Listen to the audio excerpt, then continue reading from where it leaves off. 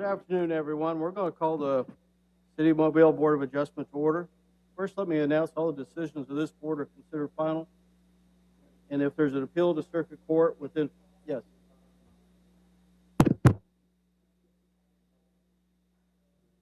All right, there we go. All right, let me announce all the decisions of the board are considered final. If there's anyone aggrieved by a decision of this board, they may appeal to circuit court within 15 days of the board's decision. Also, no permits or license can be issued until that 15-day appeal period has expired. For information regarding the board's decision, yes. You still can't hear up there? All right, I'll put it as close as I can get it. There we go. For information regarding the board's decision or an appeal to circuit court, the Office of Land Use Administration will be your contact. As you come to the podium, I'll ask for your name and address, and please direct any comments or questions to the board as we conduct the meeting, not to others in the audience or to the staff unless we ask the staff for guidance. And I'll ask that the board members and those in attendance turn your electronic devices off or on silent. And one other point I need to make is that we allow 5 minutes for each of those that wish to speak in favor of a variance, and 5 minutes for those in opposition, 4 per position. So if you got more in attendance, I'd ask you to pick your 4 in advance so that you can have that worked out before we continue the meeting. Okay, let me start by asking for a roll call here. Mr. Davis? Here. Mr. Golden? Mr. Metcalf? Mr. Milling? Mr. Carroll? Here. Mr. Morris? Here. And I'm William Guest. We have all 7 members present. It takes 5 to affirm a motion, either in support or opposition, and therefore we can proceed with the meeting. We have all members present. Chair entertain a motion to adopt the agenda. So move. I have a second. Second. All those in favor of the motion say aye. Aye. Anyone opposed? Motion carries. Agenda is adopted as presented.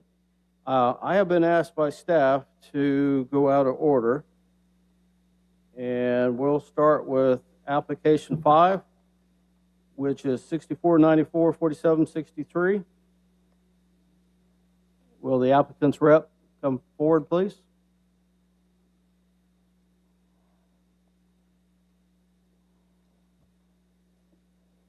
Name and address, sir. Yeah, Michael Kartoski. Address is 401 Civic Center Drive of the project. I'm with FD Stonewater. Our address is 1001 19th Street North, Arlington, Virginia. Okay, there are several variance points to consider. So you want to go through each of those? Sure. Sure. Do you have a copy of the list? Yeah. I can also grab a cheat sheet. That's all right. If any of you in the audience have handouts for us to look at, please bring those to staff now so we can disseminate them. Go ahead. Okay, start from the top. Yes. Number 1 here was the setbacks, site configuration.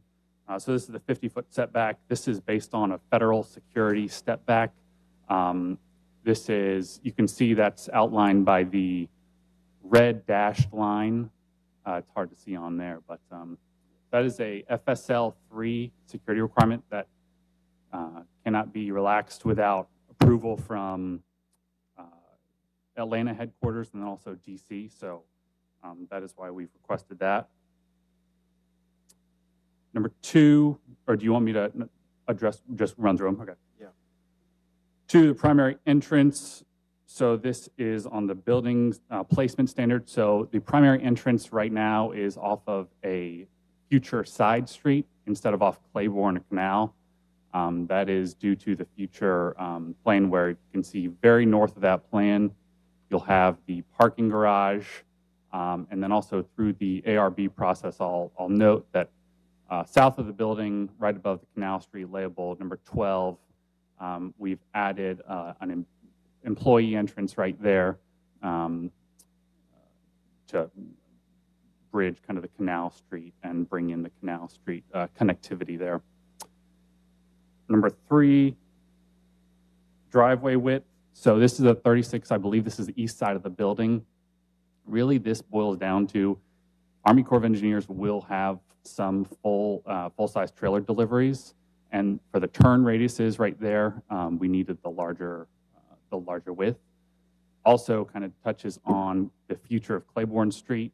Kind of have some uncertainty of where that ultimately will end up. I know right now its configuration right now may not be where it is in 5-10 years, so it's leaving some flexibility for turning radiuses with that configuration.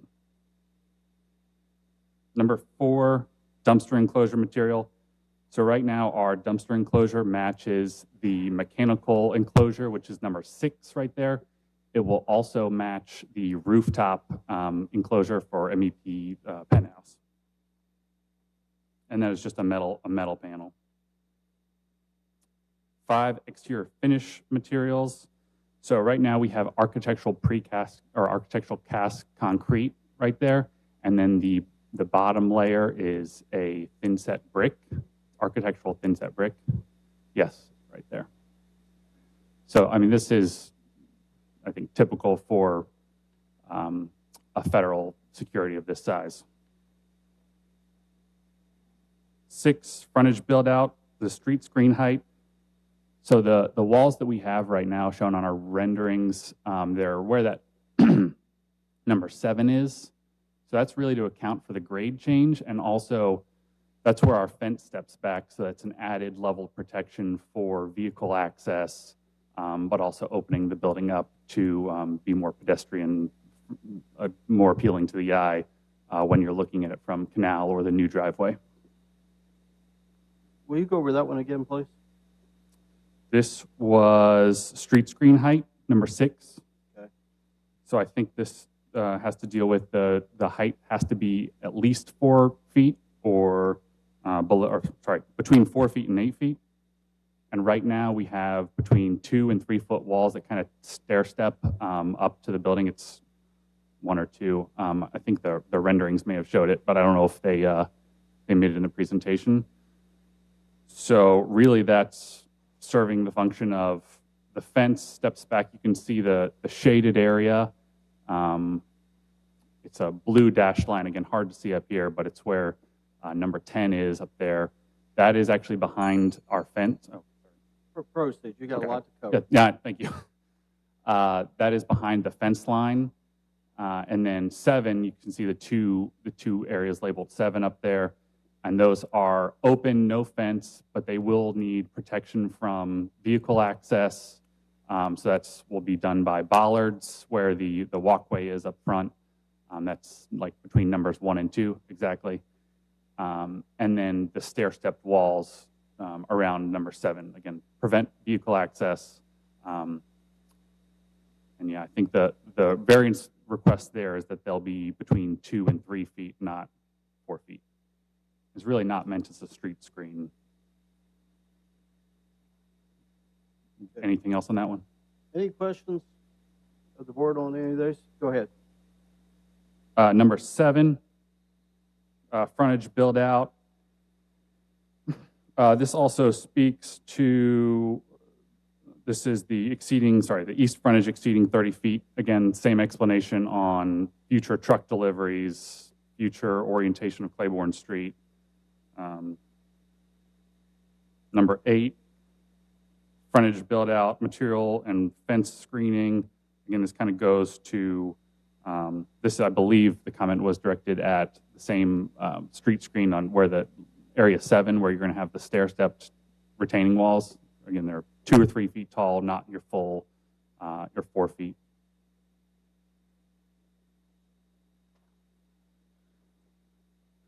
Nine was the transparency requirement for the ground floor commercial uses along the frontages.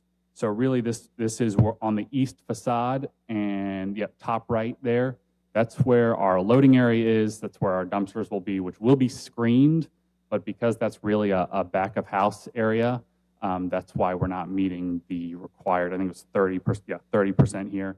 And we're at 21 22%. Number 10, loading docks and service areas. That goes again to the service area width exceeding the 30 feet. Same explanation, truck turns, Canal Street orientation. And then last one's the common area frontage with the awnings. I think it was suggested they be fabric awnings. We thought that for commercial building in this zone, the metal fins would be more appropriate, and also draws in the Waterman building. It came from an ARB suggestion, actually. Okay. I think that covers it, right? What's that? All right. Any questions of the board on any of those? Yes, sir, Mr. Chair. Yes. Just a couple things. You mentioned future Claiborne Street. Is that is right-of-way being required by the city, or is this something that the developer is looking at extending themselves? So that is in our ground lease that is being negotiated with the city. So the right-of-way right there will be done. That'll be outlined in the easement agreement. That's an exhibit to the ground lease. So yes, that is being considered as a right-of-way. It'll be done through That didn't answer my question. Who's paying for it? Oh, the developer, FT Stonewater. Excuse me? FT Stonewater, we will be. Okay. All right. So you're negotiating the right-of-way, Right. and then at some point, the city may or may not, no, that y'all will at some point Correct. extend the road to city specs. Extend the road. I'm not. Well, you said for future. Oh, I'm sorry. I just, that's uncertainty of the Claiborne Street with potential I-10 project. Mr. Metcalf, Yes.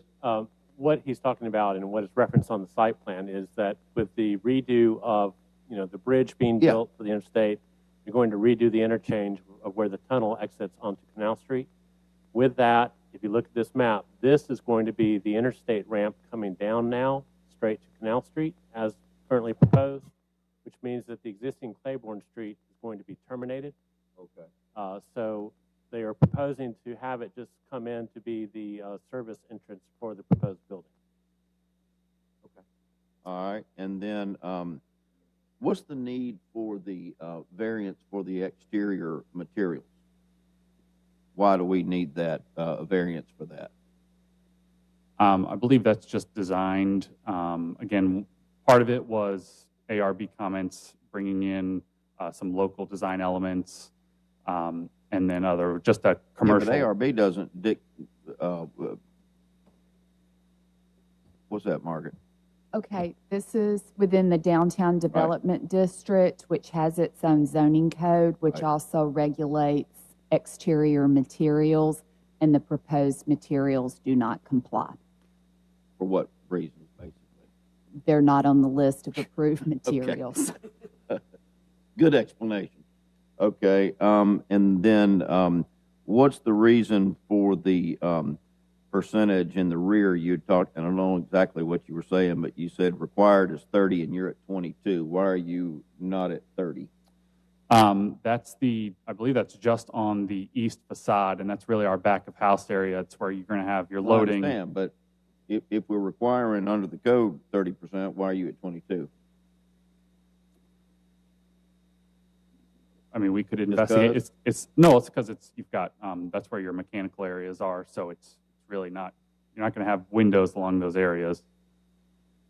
Well, I guess what I'm not following is what is it that in that percentage, what you're asking for a variance for? Explain it to me so I can understand a little bit. I know it's back of the house, mechanical and such, but what actually is the variance for that? I believe it's because we're under the 30. Am I answering? 30 what? I don't understand. 30%. I'm sorry. Oh, okay, so it's a transparency issue. Right. So Right. Okay. Sorry. I'm sorry. I didn't follow your question. Yeah, and I'm just trying to follow. And so all of the facade meets the requirement except for the east end only. And what the code says is that all ground floor commercial uses in a T5 district, which is what this is in, must have transparent windows covering a minimum of 30% of the surface between 2 and 12 feet above the abutting sidewalk. Okay, so it's the transparency of the facade on that side of the building. Right. Now, I will point out that the windows themselves actually extend above and below the 2 to 12 feet that is listed in here. So they have more transparency, but as specifically said in that band, they're just underneath. Okay, and that's more because of the shape of the windows? Yes. Okay, that's all I have. Thank you. Any other questions of the board? Mr. Chairman, I have a question. On the setback variance that you requested, have you asked for the permission to build it? According to our- We've worked with USA Security on that, and they said that they would not, they would like to keep that security setback because removing it adds a lot of other boxes you have to check with building hardening and increased security elsewhere. So cost. Margaret, as far as the FBI building and the federal courthouse building, they have the same 50-foot setbacks? I believe they do. The distinction with the courthouse is it is not just a federal building, but it is on federally owned property, thus did not have to comply with zoning. This is private, going to be privately owned, much like the FBI building. The FBI building, though, was built prior to the DDD, which establishes all of these criteria that you're reviewing right now. Okay, thank you. Jeremy, we had to comply with those federal setbacks in the FBI building. I just asked because my office is near both of those buildings, and the setback, it just as far as having any effect kind of on the fabric of the area, just doesn't seem to be as big a deal. I've got more of an issue with the metal panels and things, and I feel like I've read the narrative that, I don't really buy into the fact that those are, what is listed as more residential than commercial. I think there are a lot of commercial applications that could be used for screening that are more conducive to, a downtown historic area. So those are my comments on that. Okay, any other questions of the board? Give Mr. Morris. The new driveway, is that coming in off Lawrence Street? are you talking about left side of the screen? Right. Or left side of the screen? Yeah, that's off of Canal Street, I believe. Any further questions? One more, I'm sorry, Mr. Chairman. The bollards, are those metal, steel, or Yeah. similar to the Yes. depiction? Yeah, I believe. I can't. Are they believe it's mechanical? Do they steel. go up and down, or Not will they be mechanical. fixed? They're fixed. Rhea explained to me about and it may not be depicted very well, the red fence. Does it go along Canal Street? It goes so in the area labeled 7, it is not there. That's where you have your retaining walls. Where 10 and over in that kind of shaded area you'll see, that is where the fence will be located. Okay, so there is a fence for sure. Correct. Okay. All right. Mr. Chairman, real Yes. quick, Margaret, in the DDD, is there separate landscape requirements?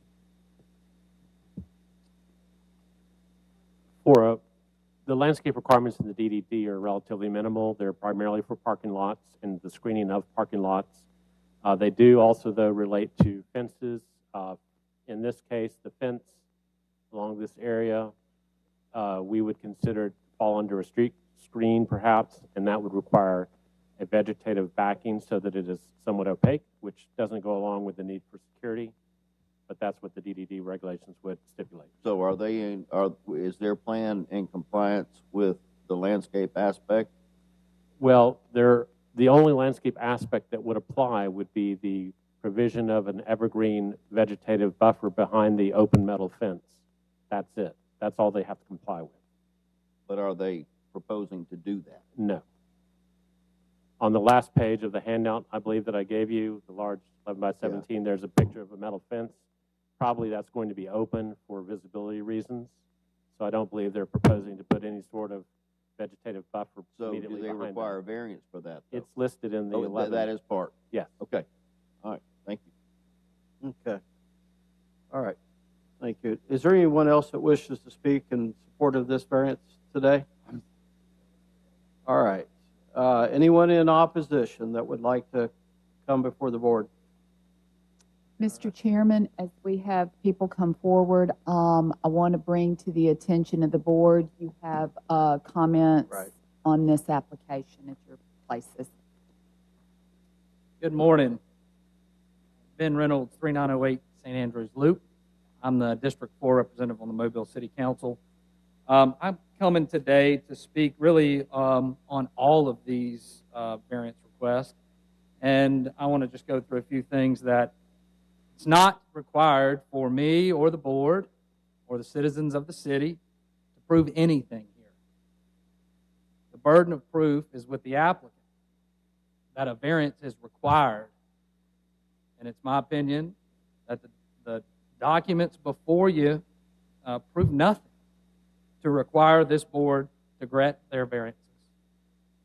Their application certainly outlines a strong desire or wish or want for these variances, but no special conditions exist, and there is no unnecessary hardship.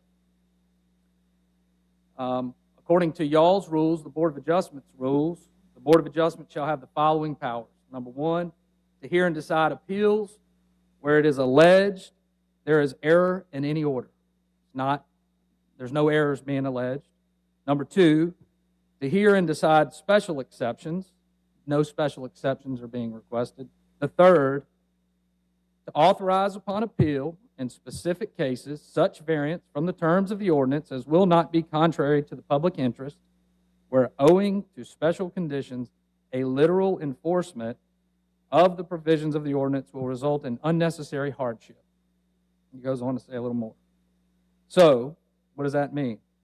So, in order to be entitled to a variance, it's the burden of the applicant to prove with sufficient evidence that the variance is not contrary to the public interest, special conditions exist making literal enforcement of the regulation an unnecessary hardship.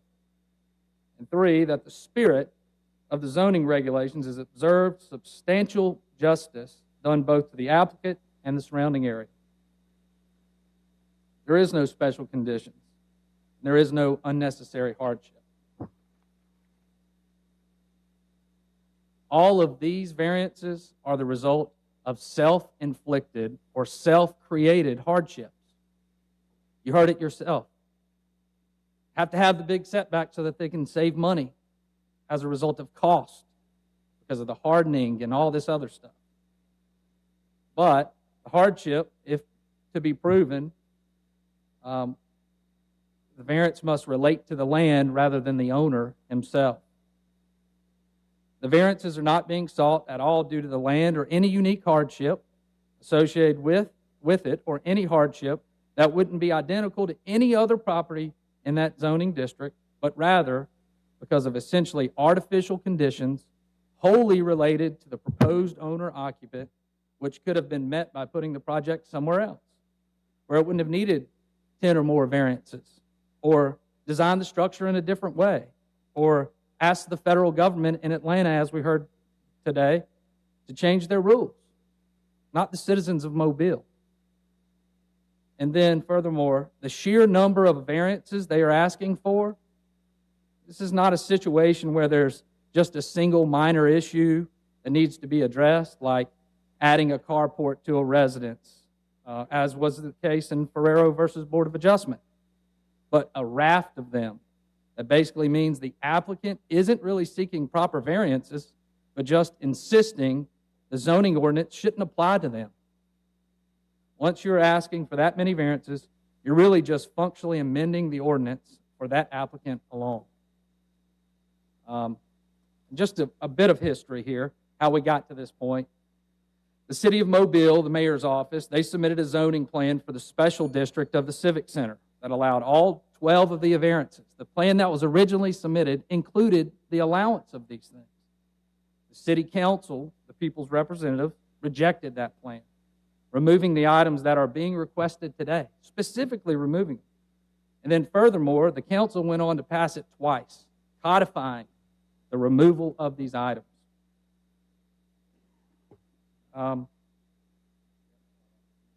Yeah.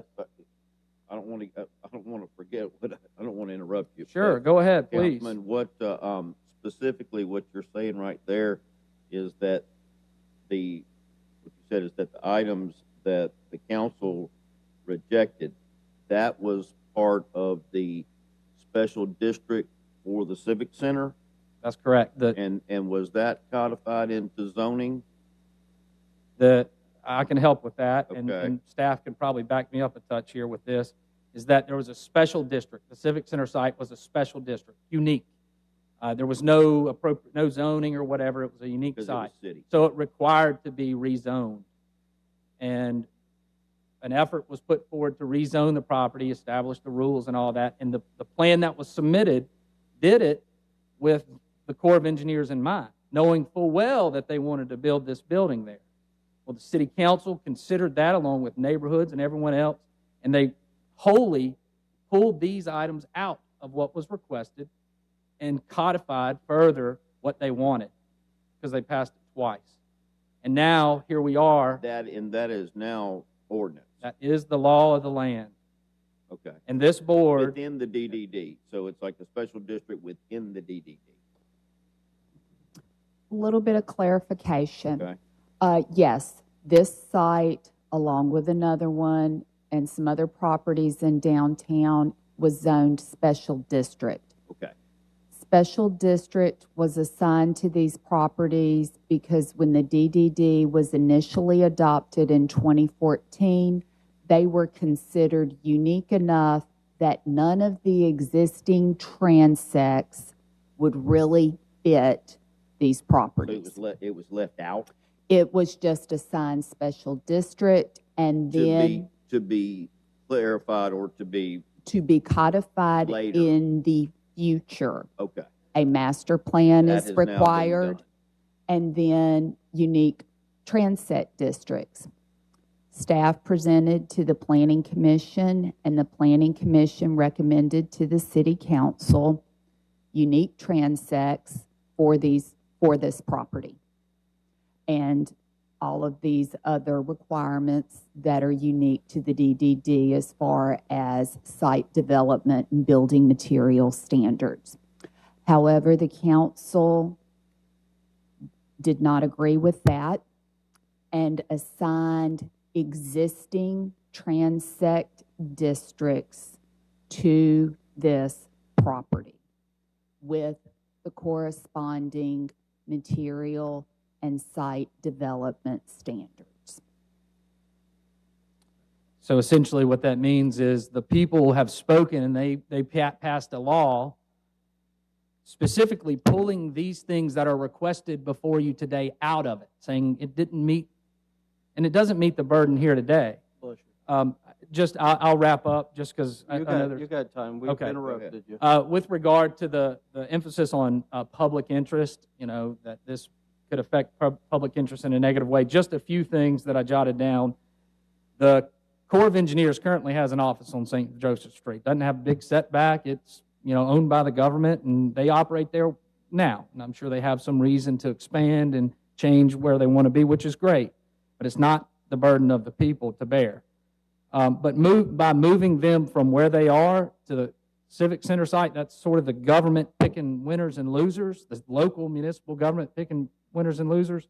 All those restaurants and people that have operated in this city and invested millions of dollars are now at risk that they're moving all their lunch patrons, or a big portion of their lunch patrons, from one location in the city to the Civic Center site. Secondly, conceding thousands of foot of public land to a developer, not the Corps of Engineers, to a private developer for an arbitrary purpose. I mean, this is arbitrary. We heard it today. It's just a cost thing. Is contrary to public interest. Third, this plan that they have outlined reduces the future connectivity to the site and the city. It absolutely does. And in closing, look, this is not supposed to be a popularity contest, and I'm not going to win many fans being down here speaking today. But, and it's not a question of net benefit to the city or the community or not. That's not what this board is here for. Rather, if you do ignore the legal requirements for an applicant here, the ones that I've laid out today, future applicants are going to demand the same type of treatment and have a legal precedent for receiving it. So I ask today that you vote down every one of these variances that the City Council thought was important enough to remove from their ordinance. Any questions? Mr. Chairman? One at a time. Mr. Morris, you have a I'm sorry. question? Yes, my concern is what would be the future of the auditorium if this event happened? Well, that's not before this board today. That's not part of consideration, but I'd be happy to opine. There were statements about this potentially being a lost leader for the city, starting some progress on the Civic Center site, and I agree it could be, but the lost leader is not that Corps of Engineers site. That lost leader is that parking deck that the taxpayers are going to put up $30 million and build regardless of this happening or not. And now that frees up this space to be developed in a more appropriate way, in my opinion. But again, that's not before the board today. Mr. Metcalf, you have another question? Yeah, Councilman, is Yes, sir. there, of the items that are before us, Mhm. are there any that are more important to you, and not just to you, but in your concern? So I would say this, that Say, number one. okay, yeah. So I'll hit 1 through 12 or whatever it is. But I think me being here serves a bigger purpose than just this ordinance is to protect this Board of Adjustment, that it constantly stays on legal footing to uphold the will of the people. But on each one of these, they fail to meet the burden. If you just look at the reasons why they're requesting item number 1, which is the setback, we've heard it today. It's cost-based. So, there's not grounds to do that. Number 2, variance required for primary entrance, not fronting Canal or Claiborne. In the explanation given, due to U.S. ACE security standards. Again, that's self-imposed, self-restriction. That's not anything unique to do with the property. Item 3, this one's referenced in several other ones. Item 3, variance required for driveway width exceeding 36 foot. But if you look in the notes, once the ALDOT drawings are available, we can coordinate our project accordingly, possibly with a driveway width that would not require a variance. So we're preemptively giving a variance when it's not necessary, and that's referred back to in several other variances. Variance number 4, variance required for proposed metal planting screening material. And here it says that, these are typically used in residential, and they're very common in commercial settings. Well, we're only looking at the Civic Center site. This is a special zoning district. It is a unique zoning district unto itself. It's not pull this building from here and pull what we did over there. It's what is on this site currently. That's what the reference is from, and those materials do not exist. Item 5, again, exterior finish materials, concrete, metal are not approved, exterior finishes, and then there's a reference to it being appropriate. Appropriate based on what? In their application, they submitted a bunch of pictures, not from this zoning site. They pulled it from somewhere else in the city. Variance required for retaining wall.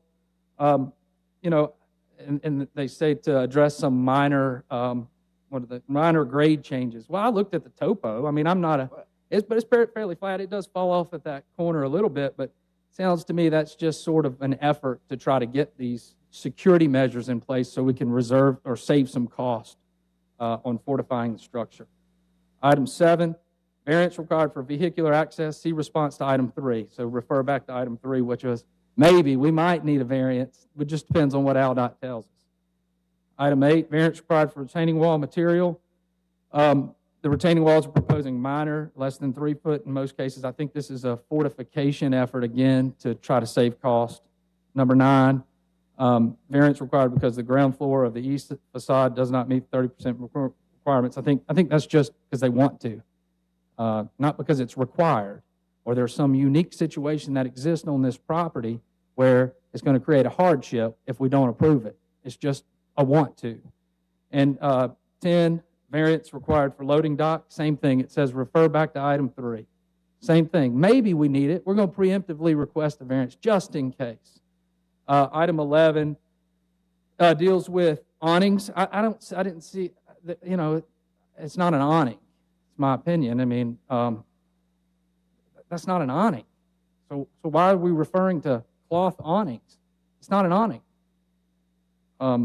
So, you know, again, all these things could have been accommodated on the front end had the people of the city, their legislative folks, got behind it and said, you know what, we got to do it. You know, they said no. They voted it down and then codified it twice. And the city of Mobile, I think, wants the Corps of Engineers to be on this site, but we can't do it at risk of, you know, undercutting the law of the land that has been firmly established. Anything else? I'm sure other folks can talk to the specific items better than me. So, Thank you. all right, thank y'all. Thank you. All right, do we have 3 others that would like to speak in opposition?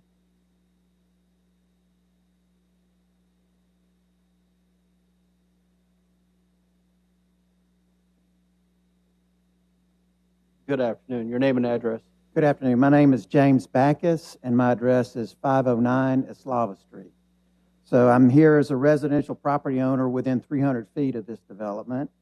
Also, I'm here representing the Church Street East Historic District, and also I'm a member of corporations who own and operate commercial properties in downtown Mobile. So I spoke before the City Council in November with respect to the change in zoning to allow this development to proceed. And just as a note, the Church Street East and myself were in support. I am an engineer, so I don't have any problem having engineers in the neighborhood, and I don't have any problem with the Corps. I served in the Corps of Engineers, so we don't have any problem per se. But at that time, our approval or our support was conditional. What I said at that point is we endorsed the plan with some reservations. We never envisioned an office building as part of the redevelopment plan. That is a redevelopment plan of the Civic Center site. But if the rents from the land lease provide funding necessary to enable the Civic Center renovation to proceed, we can understand this use of valuable public land. We also presume that the new parking deck may be financially feasible only if parking fees generated from the Corps provide a base load of revenue. Since we have not seen the financial supporting the master plan, because there were none, we can only place our trust in the City Council and the administration to orchestrate these elements with care to make the new Civic Center a reality. That's what we said in November. Since that meeting, the City Council and administration have violated our trust. The valuable public land is being ceded to the control of the federal government or its minions, the private developer, without fair consideration of value. And it is my understanding that the federal government will not even assist the city in bearing the cost of replacing the parking loss by paying for spaces for their employees. This is another promise broken by the city that, quote, as one of the things that we ask, and I quote, as each of the parcels are developed, we ask that the developers be required to accommodate the increased parking load within the development. This starts with the Corps office building and its parking deck, unquote. After giving our assent to the rezoning with these conditions, no one at the City Council meeting, including representatives of the administration, responded that our requested conditions could not be met, nor has anyone bothered to consult us again. I am appalled at the disingenuous, deceitful approach of our city leaders toward this development, and I am here to ask that the Board of Adjustment disapprove these variances until a full accounting for this project is made to the public. I cannot believe that the federal government needs this donation from a community with a 20% poverty rate. I can only assume that our city leaders were threatened by the federal government with withdrawal of their Corps operation and relocation to a rich, white, suburban location. As for the specific variances, I object to the 50-foot setback and the 8-foot high security fencing around the Corps compound. It will look like a compound. This is clearly a breach of the agreement to conform to the urban form-based code. It will create a military compound segregated from our walkable city by an intimidating security fence. I cannot believe that the engineers in the offices of this building are under greater terrorist threat than the federal parole officers who work in the recently renovated federal courthouse within a few feet of St. Joseph and St. Louis Streets. If they are under such existential terrorist threat, then I demand that they not be allowed to park within our neighborhood. The curb in front of our homes are only a few feet from our front doors. If the terrorist danger is real, we should be protected by requiring the Corps employees to park within their secured compound. And finally, when I was executive vice president of Hargrove Engineers, we developed distressed properties throughout downtown Mobile, complied with the code, and helped to revitalize Mobile Central Business District. It is an insult to free enterprise entrepreneurs like us and patently unfair to private property owners to allow this bureaucratic scheme to proceed. Please vote no, and thank you. Thank you. Any questions? All right. Do we have anyone else that would like to speak at this time?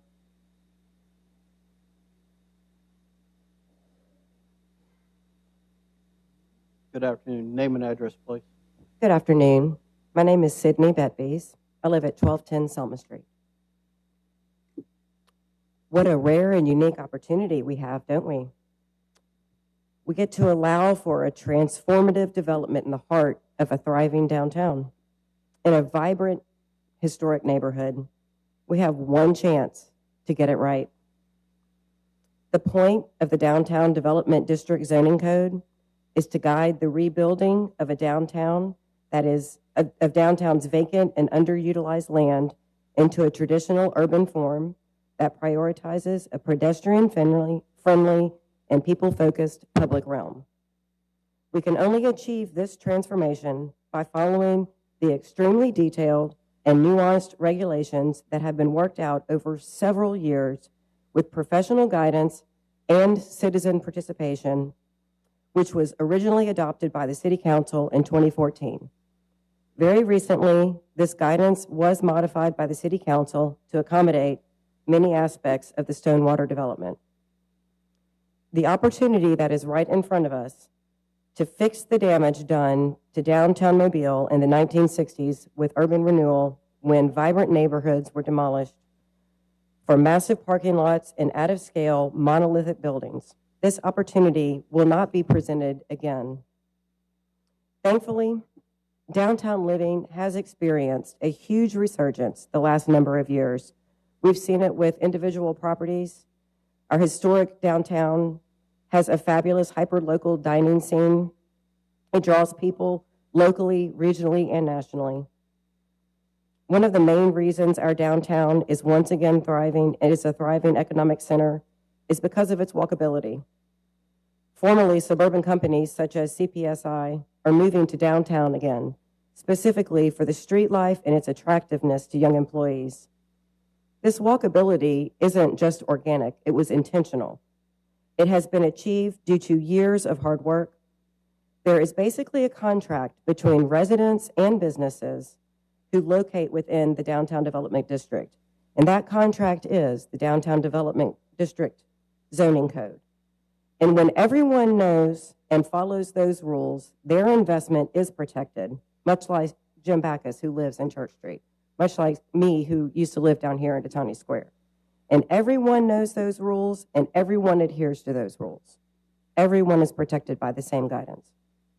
I implore you to deny the variances that are requested, as this will set the development of the remaining Civic Center land on a path of inappropriate suburban-style development that will irreparably damage the transformative progress that has been made by adopting the very code that was created to protect the Downtown Development District.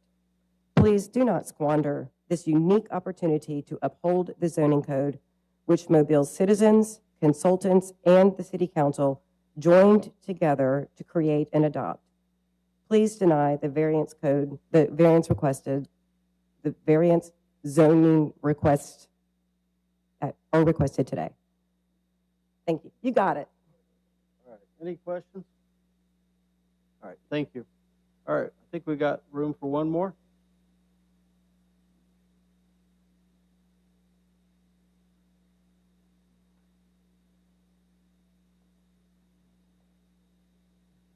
Good afternoon. Hey there. Your name and address. My name is Elizabeth Stevens, 261 Dolphin Street. And I have the zoning code that's being talked about today. It's very detailed, and I know that a lot of this stuff is kind of hard to get into with a little bit of information that you've been given. So if there are any specific questions that I can refer to, and I'm sure that the staff has it as well. But I want to explain why I'm so loaded down with notebooks. What I'd like to do is, because you've heard eloquently from people, is to actually address each variance and some comments about them, if I may. Yeah, and for y'all too, it's real hard to hear y'all's comments as well. So thank you for pointing that out. And I will say, I want to just say one thing about the setback variance, and in terms of some comments that were in the developer's report, and that is that that they mentioned that this is being built in an area that has limited kind of walkable advantages. But that is exactly why the specifications for the DDD were created, was to address the redevelopment, not to specifically address how existing buildings are going to be redeveloped, but how future development will happen. And so this code is designed specifically for this kind of situation. And there is going to be a first guy who goes in a place that is not pedestrian, but what they do is incredibly important to what else happens on that site. The primary entrance variance, they desire a primary entrance that does not front Claiborne or Canal. So the code requires that your primary entrance has to front on a street, and they don't want to front it on Claiborne or Canal. But the plan that was adopted by the city council shows a street in front. And suddenly, in this version, that plan has changed. But I think anybody who saw the city council adopt this is the master plan that was adopted, and that looks like a street, I think, to anybody who would have looked at that plan. So, now this has been adopted twice since November because there was an advertising error. So within the last 60 days, the city council has twice adopted the amendments for this that zoned the site. Elizabeth. Just Hey, Elizabeth. real quick. Wait a minute. Order, one at a time. Oh, I'm sorry. I was just going to say, so to make sure I'm following, your point on 2 is that it currently does not, and you're saying that's contrary to what that plan said? Well, the street needs to be created, and there should not be a variance granted for a building that is not on a street. The street needs to be created. That's what the plan says. Doing this would be contrary to what the master plan that was adopted for the site. Okay, thank you. Okay, Mr. Metcalf. Yeah, Elizabeth, could you give staff just that sheet of what the council approved, and let us just look at it real quick? We just pass it along. And then also, I'm confused about what you're saying. It's not fronting a street. Is it not fronting Canal Street? The primary frontage, which would be where the entrance is. So according to our code, the primary frontage of a building, which is the entrance, the front door. The front door. Okay. Thank you.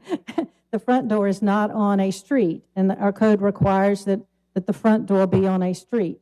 Now, what again, the plan that was passed by the council shows a street. This new plan shows a easement, I think they're calling it.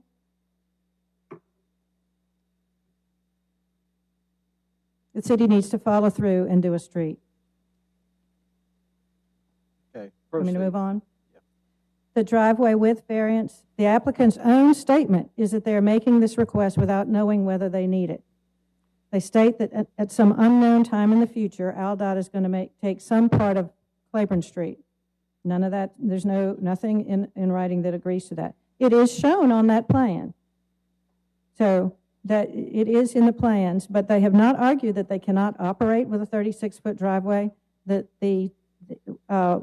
we measured the entrance to every parking garage in downtown. Not a one was wider. Entrance was, including the Riverview, was wider than 30 feet. We gave it, the code allows 25 feet everywhere. The Broad Street, when Broad Street was just redone, all driveways were reduced to 24 feet. The council approved 11 feet longer. That's what allowed for anybody else to do in downtown Mobile, and they haven't proven that they need more than 36 feet, more than 11 feet more than you need. Dumpstering, any questions on that? Dumpster enclosure material, the DDD code variance allows the following materials for fences and walls. Walls, brick, stone, stucco over masonry. Fences, iron, steel, or aluminum that appears to be iron. The applicant argues that these are residential materials. I would argue that the current materials list, recently, again, twice approved by the City Council, is not residential in nature and is completely appropriate for Mobile's urban commercial area. The exterior materials variance, the DDD code allows the following materials for exterior finishes, not the window surrounds, not the strip, but the finishes. Stucco, brick or stone. Stucco, brick, and stone are certainly appropriate exterior finishes on Mobile's urban commercial buildings.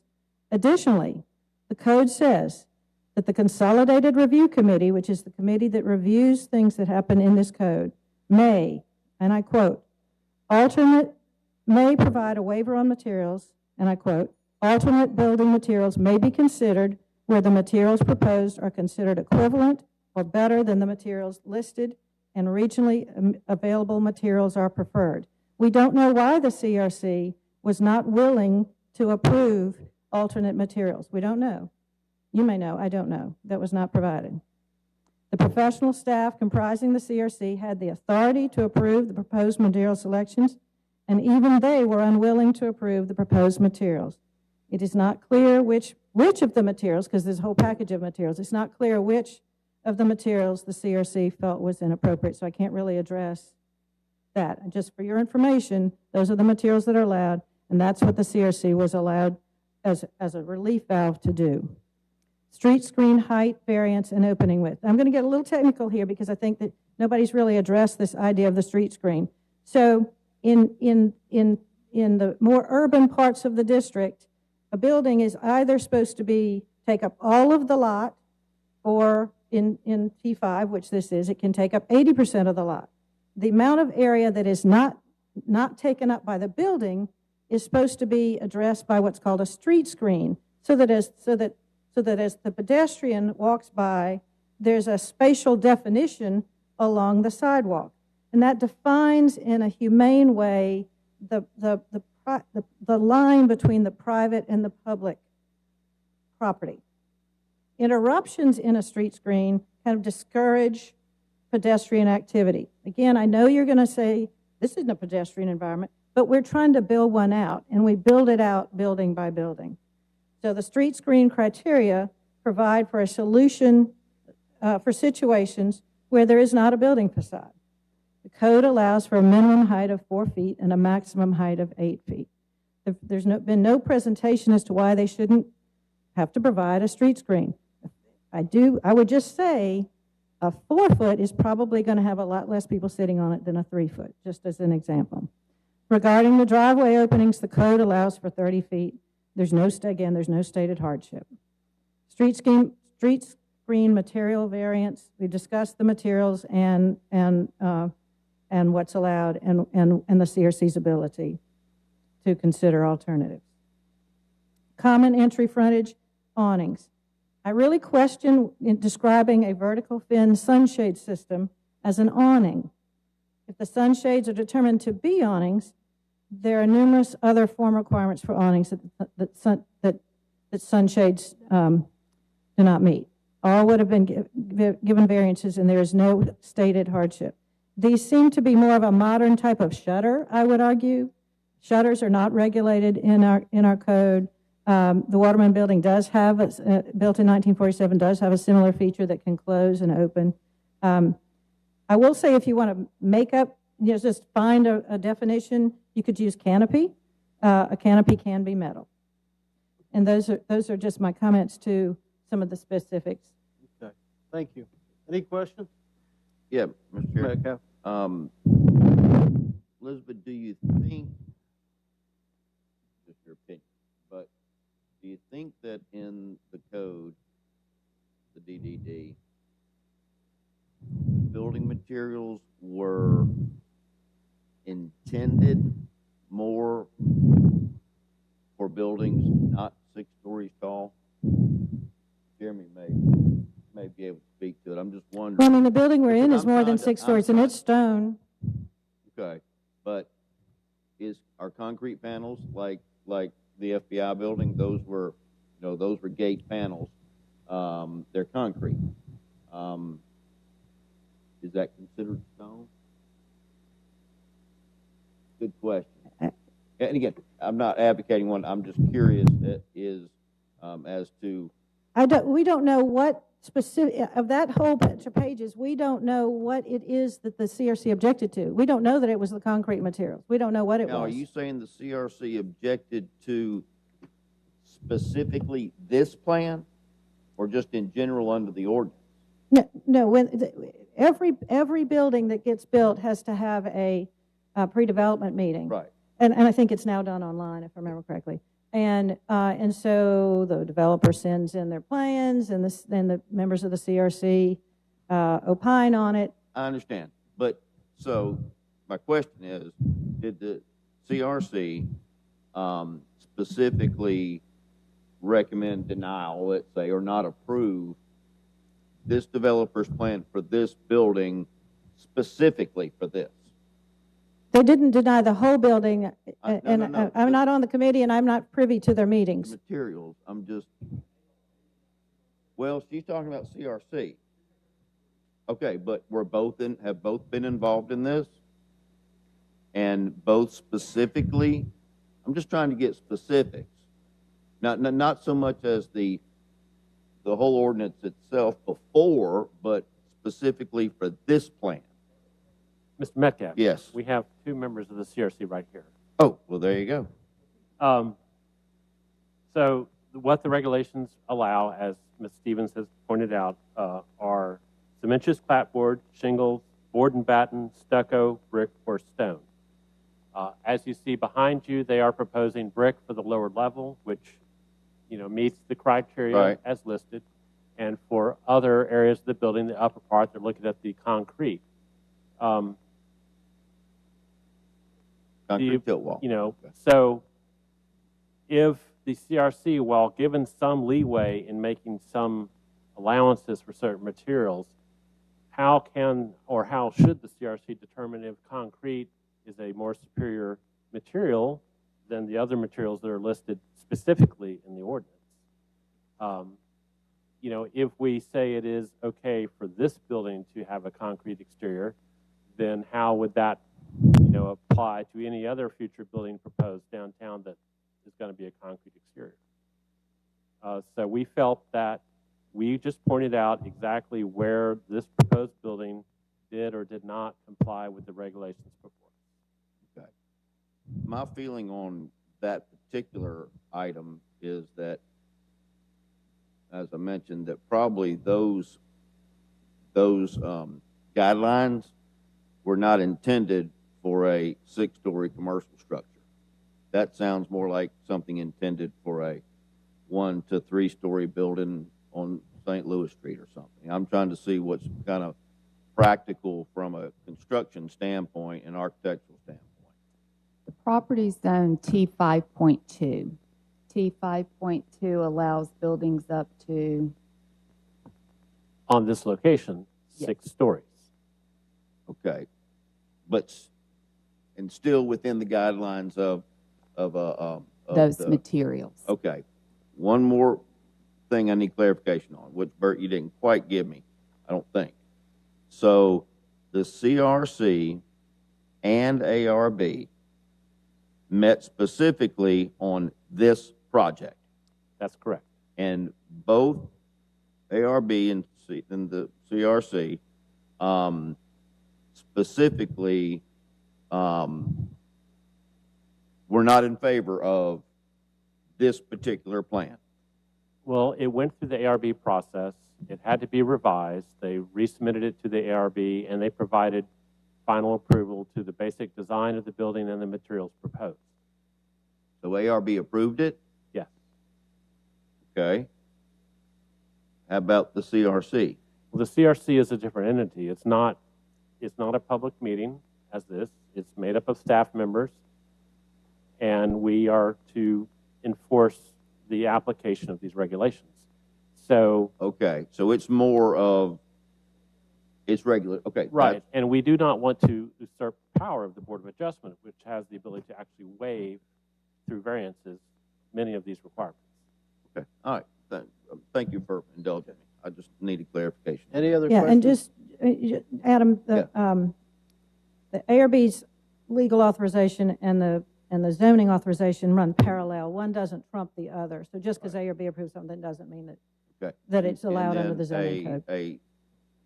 I know this is a ground lease, but, and the cities in the state are exempt from some things, but does this not require a subdivision? That has already occurred. That occurred over the summer. Right, and the For property. the whole property or just this piece of it? Well, the subdivision occurred, the subdivision occurred this summer, creating this legal lot Okay, from this larger U-shaped lot that did not include the dome right. and a small Or the parking garage?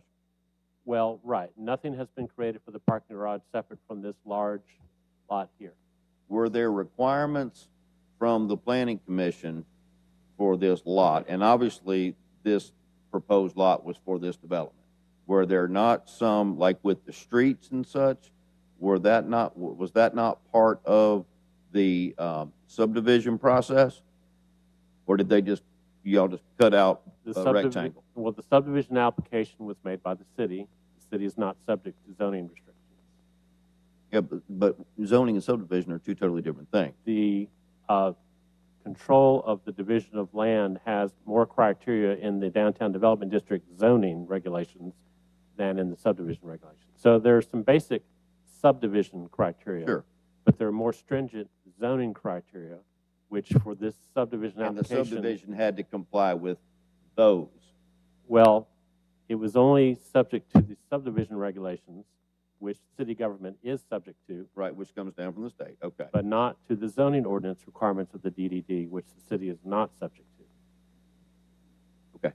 And one more correction, actually on the Civic Center site, the way the city council amended the zoning, it allows the T5.2 to have up to 16 stories only along this frontage. So that would include the core site. Up to how much? 16 stories. And that was That was part of what the city council approved when they amended the, Because they want the hotel to be 16 stories. right. okay. And not that it matters for this, but did the city not require the whole property to become part of a subdivision? Or y'all just cut out a piece of it? Because in a private development, y'all would require the whole property. It could be a two-lot sub, but so it doesn't apply? So again, there's a lot line here that you can't see Okay. that excludes the dome. And that was an existing lot prior to last summer. Was This it? was a separate lot summer. So all that came through was this part to create two lots from one lot. And so here's the Corps of Engineers site, and here's the remainder of the parking lot for the Civic Center, which is a lot, and then this is a lot. Okay, so it's a three-lot sub? Yeah. Okay, thank you. Okay, any other questions? Thank you. I do, Mr. Chairman. Yes. Sorry, Elizabeth? Hey, Elizabeth. And mine may be more of a comment, but it has a question so I was involved in the development of the DDD, and, with respect to this project, one of the first things I thought about was, for years I've looked at different historic areas and thought, how did that building get into that historic area? And it was my belief that when we were working on the DDD, that was the document or the code that would kind of protect the downtown historic area. And so instead of a use type code where things would be separated based on use, it was more of trying to bring it back to how a downtown was originally developed, and the protections were based on the materials, the setbacks, the form of the building. Right. In most Correct. cases, setbacks are, we have max setbacks. Am I saying that right? Minimum setbacks. Minimum setbacks instead of max setbacks. Right. So in other words, trying to pull everything closer to the street. So with regards to this project, the only thing really that's going to be, I guess, the litmus test for whether that does or doesn't is the existing DDD code and whatever variations are made from that. Correct? I mean, I don't know of any other, I guess, because in my mind, I'm trying to think,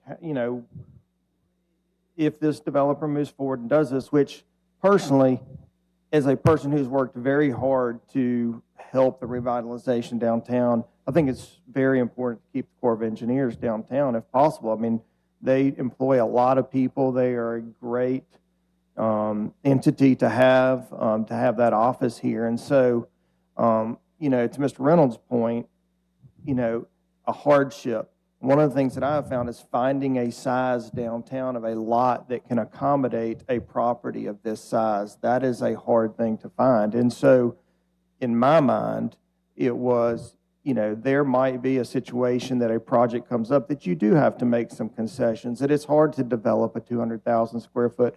And in my personal experience, the DDD code that we wrote did have to have some modifications. However, talking about materials and things, you get materials, to me, it's how they all go together is what defines the look of the property and the aesthetic of the property. So, again, me personally, tilt-up concrete, very similar to, masonry, brick, et cetera, but it's, what are you putting on top of that? So I guess my point, what I was asking is kind of confirmed. My understanding is the DDD code is what's going to dictate whether that building fits in the fabric of the community and works within what we have been trying to do as far as the redevelopment of downtown. So That's correct. You will be judged by what happens on this site. But, Mr. Chairman, just to, I know it's multi-layered. You got the DDD, and then the DDD gave an initial designation to this property as a special district. Yeah, they basically punted, they didn't zone it because they felt like there's not, it was this site, the Press Register site, and. Okay, yeah, I understand. So it was sort of left out for specifics, but it said it's going to be a special district.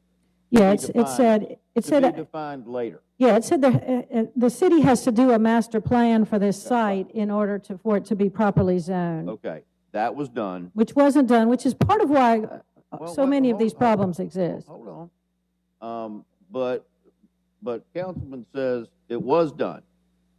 It was approved. Well, he calls it the back of the napkin plan. I mean, Councilman Carroll literally named it the back of the napkin plan. Life is full of compromises. All right, I think we spent a lot of time on this one. We've got to give the applicant time for a rebuttal. So, okay, long list.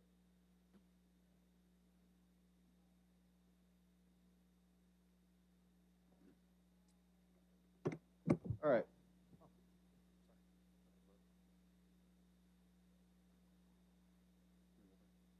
Your name and address, sir. Hey, Willie Patterson, 1751 Milan Avenue, Mobile, Alabama. I'm the project manager for the Corps of Engineers project, and I don't want to debate all the issues, but I do want, and this is. And hi, my name is Karen Kennedy. Pull the mic closer. Oh, sorry. My name is Karen Kennedy, and I'm the chief of real estate, responsible for this project also. So we, for the Corps of Engineers. Yes, so. You got to pull the mic. Oh, sorry. So GSA is over the building that we're in now. But when we get into this one, it'll be under the Corps of Engineers authority. That's correct. That is correct. And so in saying that, so I know, I appreciate all the comments, the oppositions, and the in support of the project. But the building that we're currently in, the reason we don't have those setbacks, because during the time that we acquired that building, it wasn't a requirement. Those anti-terrorism requirements wasn't part of our requirement to move into the building. Since 9/11 and those anti-terrorism requirements have come into focus, anytime we move into a building, we have to honor those setbacks. And it's a requirement for us. So that is why we're pursuing the 50 feet requirement. Are those setbacks of the Corps? It's a DOD, Department of Defense. Okay, so it's under the same guidelines, or it's the same guidelines as it would be if it were DOD or if it were FBI or whatever. So your requirements mirror those federal requirements. Correct. Okay. That is correct. And so DOD is more stringent than the other federal agencies. And y'all come under the DOD? That is correct. Corps of Engineers? That is correct, sir. Okay. That is correct. Okay. And so, Proceed with your comments. Go ahead. sorry. No, that's fine. You're good. Yeah. I just, I didn't want to take your time away from the rebuttal, is what I'm getting at. Oh, okay. And so I guess I'll turn it over to Dr. Patterson, but I just really wanted to just say that portion of the anti-terrorism requirements, and that we really worked with the city because our goal was, we did recognize that we're a big presence here downtown. So we wanted to stay within the central business district. And so we did work with the city in doing that. And so thus, that was the reason why that particular spot was recommended. And so we didn't force the city, we worked with the city. So I just really wanted to just say that. Okay. Thank you. And she just about covered everything I was going to say, so I'm just marking my list off. But I want to talk about the parking. So in our ground lease, in the ground lease that Stormwater has with the city, the Corps of Engineers has already committed to 151 parking spaces. And we have additional staff that we hope we will have in the garage as well. So there will be revenue generated from the Corps of Engineers being on the site. 151. No. So let me talk about that for a minute. So since COVID, we in what we call telework posture. And so we don't all come in the building at the same time, and probably will not happen anytime soon. Each division, Ms. Kennedy being chief of real estate, her staff, we come in Monday and Tuesday, half of us, other half Wednesday and Thursdays. Our peak days would be 2 days per week. On a regular, about an average, about 250 employees will be in the building. But our commanders now looking at the additional parking spaces. There may be an additional commitment from the Corps of Engineers for additional spaces in advance that we may put in our lease with the contractor, with Stormwater, or we may go directly through the city. And the Corps of Engineers will pay 1,000. I think it's 1,000. I think it was 1,000 to 1,100 spaces.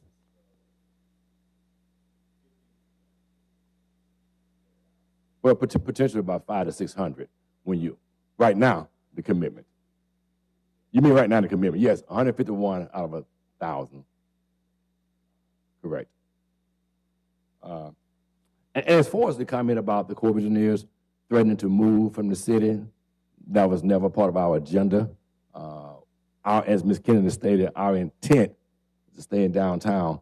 Now, there's always, when there's progression made, there's a little loss, so some of the businesses may suffer a little bit, but others will benefit. I think in the grand scheme of things, we will still benefit the businesses in downtown in terms of our lunch crowd and our breakfast crowd.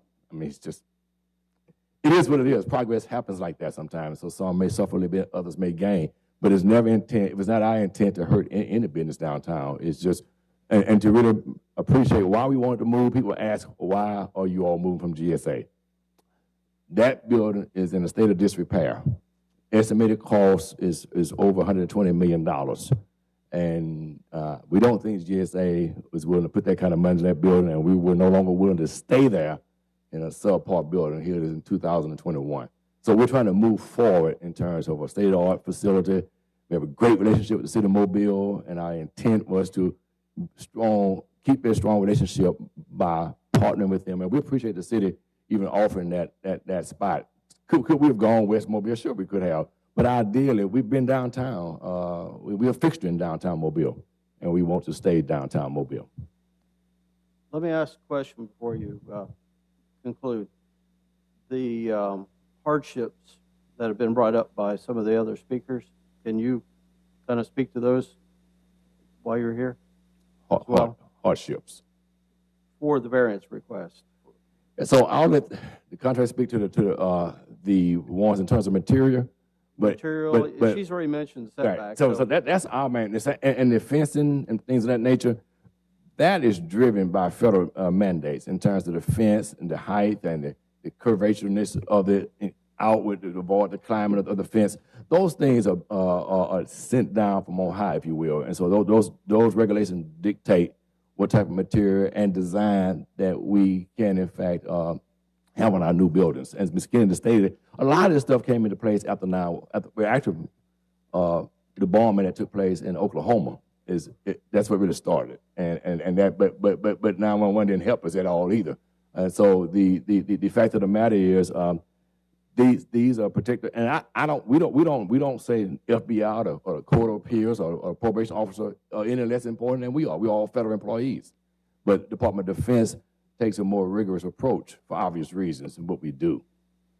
Mr. Chairman, can I ask a quick question? Just out of curiosity, so I'm in the real estate development business, and so through the years, we've had developers that have come and that we've interacted with that will say, that this is the standard, it can't be done any other way, and then, go to another town and see, that Walgreens downtown that looks completely different than and so then you notice, well, it can. Are there exceptions to, say, the setback rules and stuff that have been done in other areas, or is that a standard that does not get violated? And so we'll speak from two fronts. When the standard came in place, we were already on St. Joseph Street. So the only thing we've been doing for the last 20-some years is getting that variance to stay in that facility. Once you decide to move, it has to be, yes. Okay. Any other questions from the board?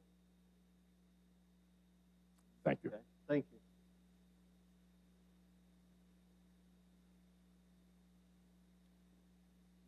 If you'll keep this brief. Yes, sir. Just adding on, I think they hit some important points there. The two I just wanted to specify was the truck access, so that driveway width. That is one, it's not just a cost, that's a functionality for Army Corps of Engineers. They do have full-size deliveries coming in there. Without those clearances and those turning radiuses for the trucks, you would not be able to accommodate those off of that Claiborne Street right there. And really, it's just too tight of a turn to then make it into the dock. Question about that. I'm sorry, just that we don't. But the comment in the report said that was subject to, that you may not need a variance based on what the final plan is. Is that accurate?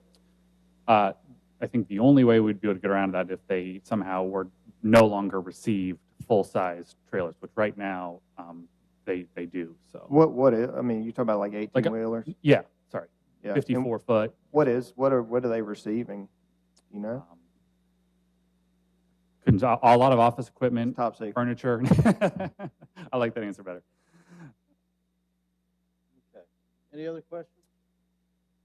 And then brief second point that I'll add on the west side driveway is that was actually relocated to get traffic off of Canal Street so that you wouldn't have high amount of pedestrians crossing we've got our little pull-off lane right there. So that was done intentionally, and that's also part of the reason why that entrance was relocated, to avoid multiple crossings with the walkway and the sidewalk and the drive. Sorry, Mr. Chairman, I'm not trying to belabor it, I'm just trying to understand. So there was a couple comments about security measures being cost savings, but I've never looked at it that way. I thought that was mandated that it had to be done. So can you clarify, is that a cost savings issue, or is that a security issue that comes down from DOD that is required for this project? It is or any other project? It is the latter. I mean, really, a lot of this stuff actually adds cost. It would be much cheaper to do Right. otherwise. So it's more so the risk to the employees and also federal security standards. Okay, last question, parking. I was confused. So I was under the assumption that the parking deck was being built in order to supply parking for this project and other projects. Is the Corps of Engineers parking in the parking deck, or are they parking somewhere else? Right now, they have 151 spaces in the parking deck as is. And again, I think Mr. Patterson spoke to potentially additional spaces that are being negotiated right now between the city and the Armored Corps of Engineers. So at least 151 with potentially more. And so if they did not do that, then is each employee just required to go find parking wherever?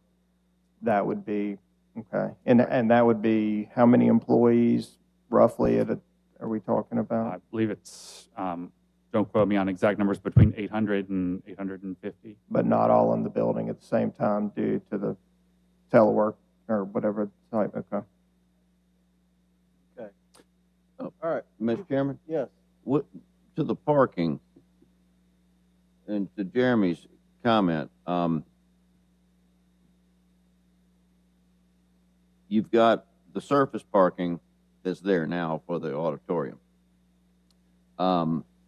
So if they're not required to park in the deck and pay to the city, which would receive revenue, they can just park in the Civic Center parking lot?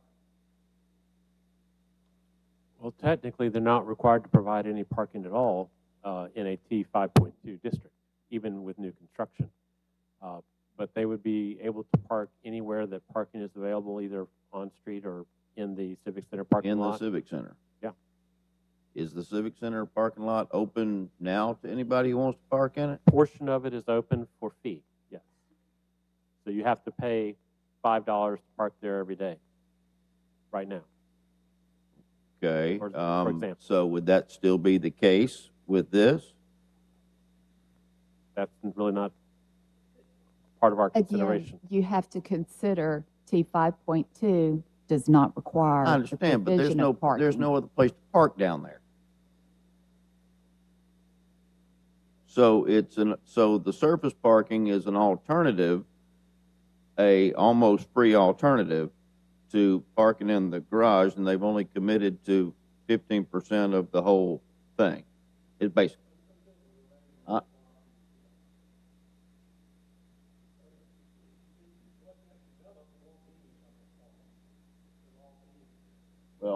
Well, yeah, you're right. Okay, thank you. It's confusing. Yeah, let's remember to speak into the mic. Yeah, I'm sorry. All right, I think we need a break after this one. Some of us have been sitting here a little while. Some of you as well may want to stand. So before we call for a motion and deliberate this any further, I'm going to ask that we take a 5-minute break, and then we'll resume after that. So I appreciate it. I got to stand.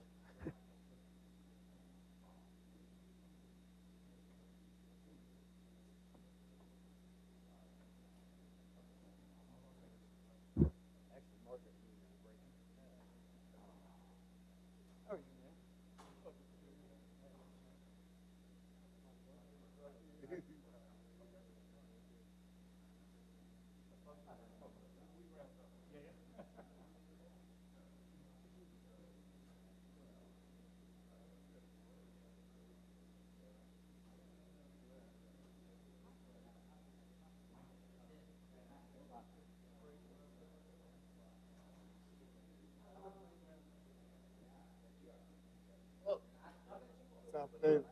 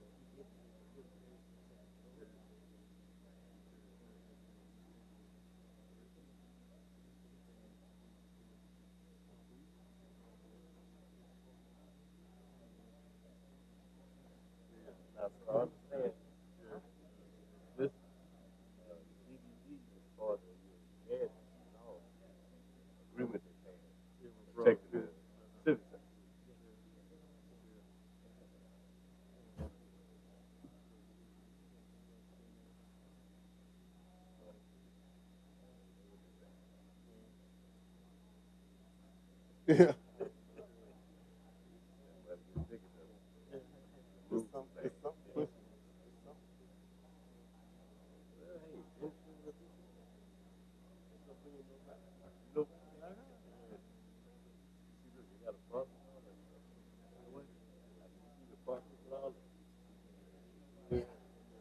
We probably won't be around, y'all.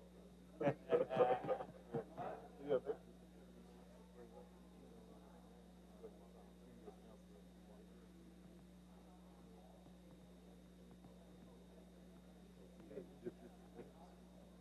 will be going on. Going past. Yeah. We've been out a long time. In real estate too. We got to learn the art. All right, guys. We're gonna pick when you feel something.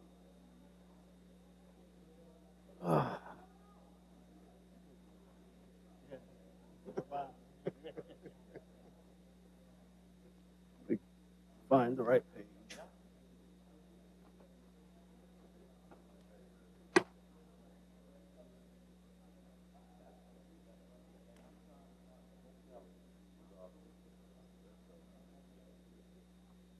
Yeah. All right.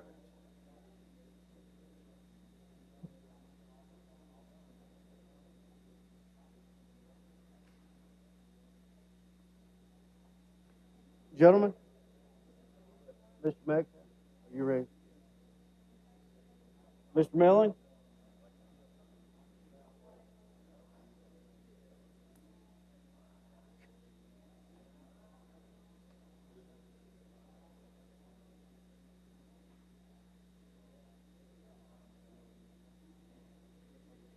All right.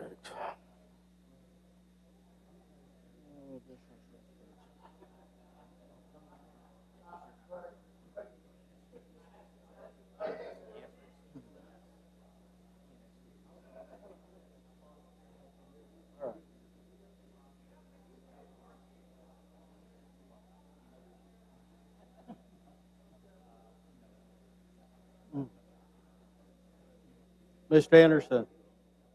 Mr. Anderson. Margaret, get him. Victoria, you ready to start again? All right, everyone. Thank you for that 5-minute break. We're going to reconvene, and I think at this point we've allowed plenty of time for public comment on this application, this series of variances, and we'll now go into deliberations. I think based on the sheer number, that we're going to consider each one of these individually as we call for a vote, so that we have plenty of time. That way, one doesn't necessarily throw out everything, or that we don't necessarily have a hang up on one, and that causes the board to call for a vote in which we may want to allow one particular variance and not the other. So, Mr. Chairman, yes. could I make a comment prior to calling for a vote? Yes, sir. I came into the meeting today, I guess, with the idea that this was a really complicated project that hopefully would bring to light through people's comments, the scope of the project, the feeling of the community, which I think has put a lot of effort into this site. And also, I think this project's going to set the tone for a lot of the things that we've been working on for years in that area, but also downtown. All that being said, and this is just me personally, I have not seen, outside of the DOD requirements, a hardship for materials or anything like that. But I do think that because of the complexity of this, it would be my suggestion that we hold this over for 30 days and allow some additional investigation and additional conversations about, why certain things are needed, what maybe could be compromised on. Because again, I do feel like this is a very important project to keep downtown, but I'm not sure that I fully understand the need for a lot of these things. So that being said, that would be my thought, but I'd like to hear what the board has to say. Yes. I'd support my colleague, Mr. Millings, in what he's. I support my colleague, Mr. Millings, in what he's saying, because I too am very perplexed about certain issues that have been inconsistent with statements that have been made here today.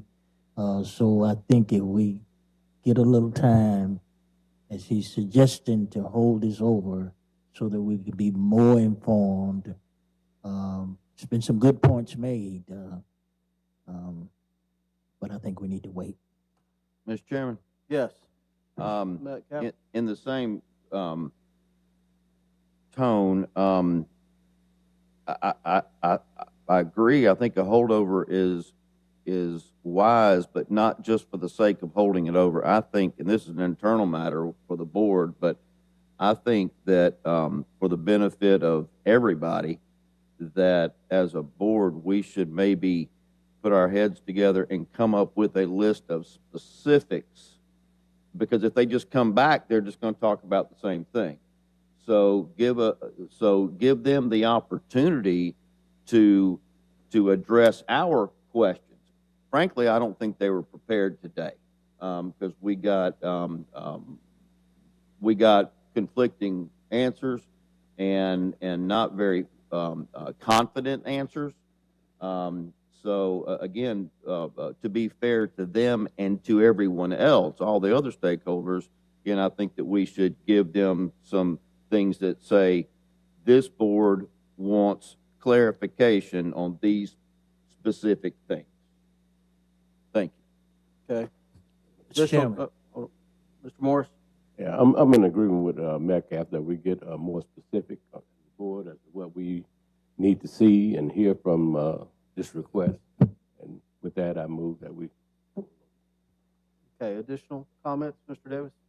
Was that a motion you said, Mr. Carter? Well, we're going to finish allowing comments first. Anyone else have any further comments? I guess, Mr. Chairman and members of this board, what would be our process in making sure that this board is heard on this case? How will we go about it, Mr. Metcalf? Mr. Chairman, how will we do that? Mr. Anderson, is there a format in which you would recommend that we provide questions that we're having? Not something we've encountered before, but I think the best way to do it would be for each of you to email staff or me, either one, any specific questions or topics y'all want discussed at the next meeting, and then staff can send them to the applicant, and they can be ready to answer them. That would make the most efficient way to handle the next meeting, I think. Oh, she wants to ask something.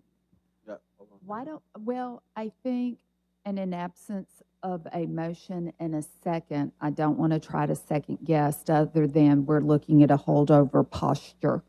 But I heard, there were some DOD requirements that weren't, that the board was indicated some degree of comfort, for lack of a better word.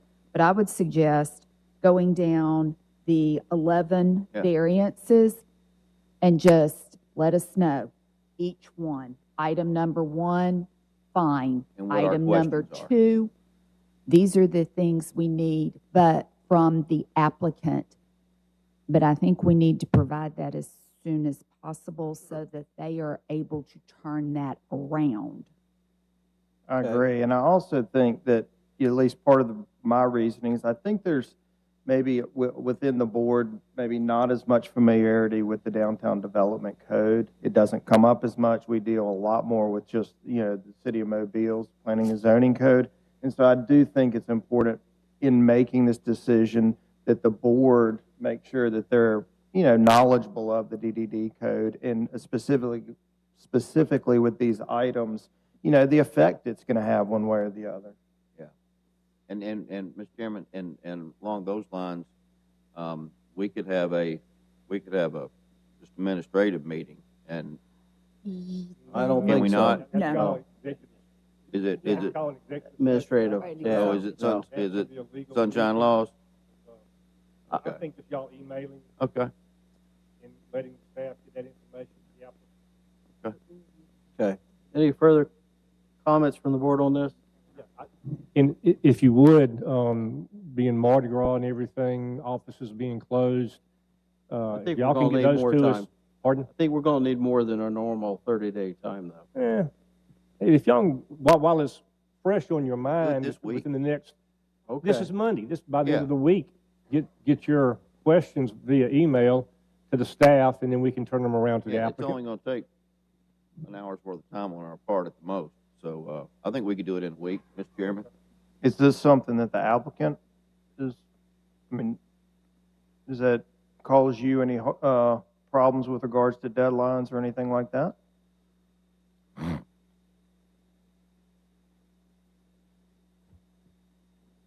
The only issue is that we cannot execute our ground lease with the city or the lease with the Corps engineers until we've completed this process.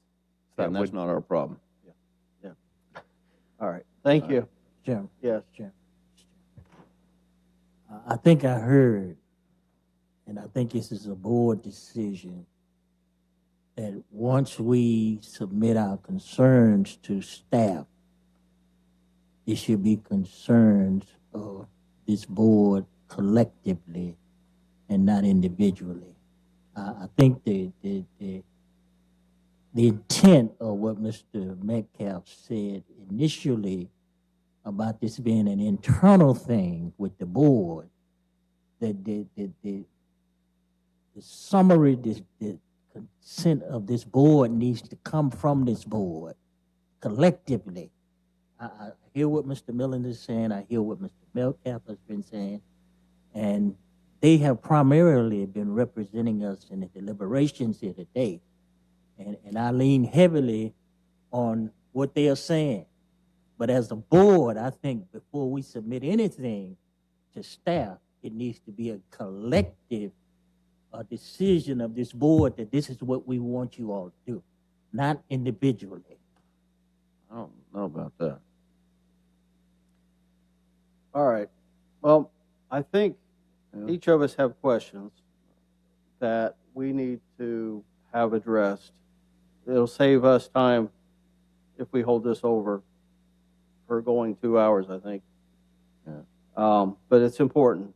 There's no doubt this is a project that's going to impact the city from here on. I would also like to see some of the discussion. I'll have to go back and look at what the council had to say about each one of these if they were excluded specifically from any approved plans for this project. So I think that ties in, obviously, with how we approach this. So I'm still in favor of submitting questions individually from each member to the staff, and then the staff consolidate them. Right. And give those back to each of us to look. So if there's redundancy, that's good. If there's not, then we each may have picked up on a point that the others did not. And then those will be provided to the applicant to respond to in advance, so that when we come here next time, we know that all those have been at least considered. Is that a good plan, Mr. Anderson? Yeah. Okay. We'd ask for the comments from the board by Friday.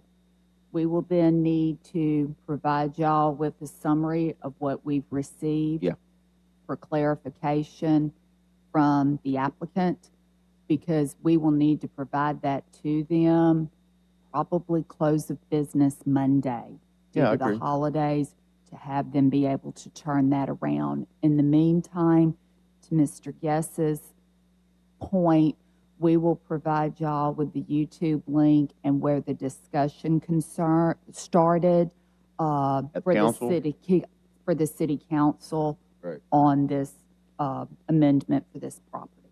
Okay. I think with that said, Chair entertain a motion for a holdover. I think that was proposed. Mr. Chair, I'll make a motion, we hold it over for 30 Second. days. I have a second. All those in favor of the motion say aye. Aye. Anyone opposed? Okay, motion carries. We appreciate y'all's time. I know it's been a long couple hours for you and for us as well, but we want to give it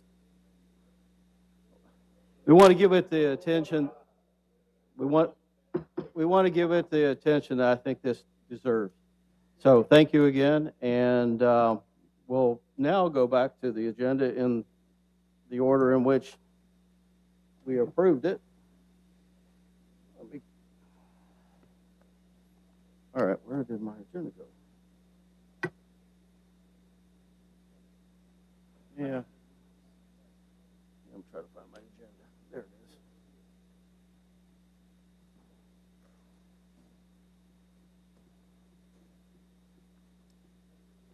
is. All right. We ready to start with the holdover, which was 6481. If the applicant would come to the podium, please. This is regarding 4660 Airport Boulevard property. Did we lose the applicant in all that?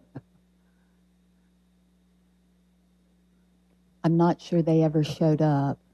All right, we'll proceed to the next application. We'll go back to that at the end if we need to. Thank you all.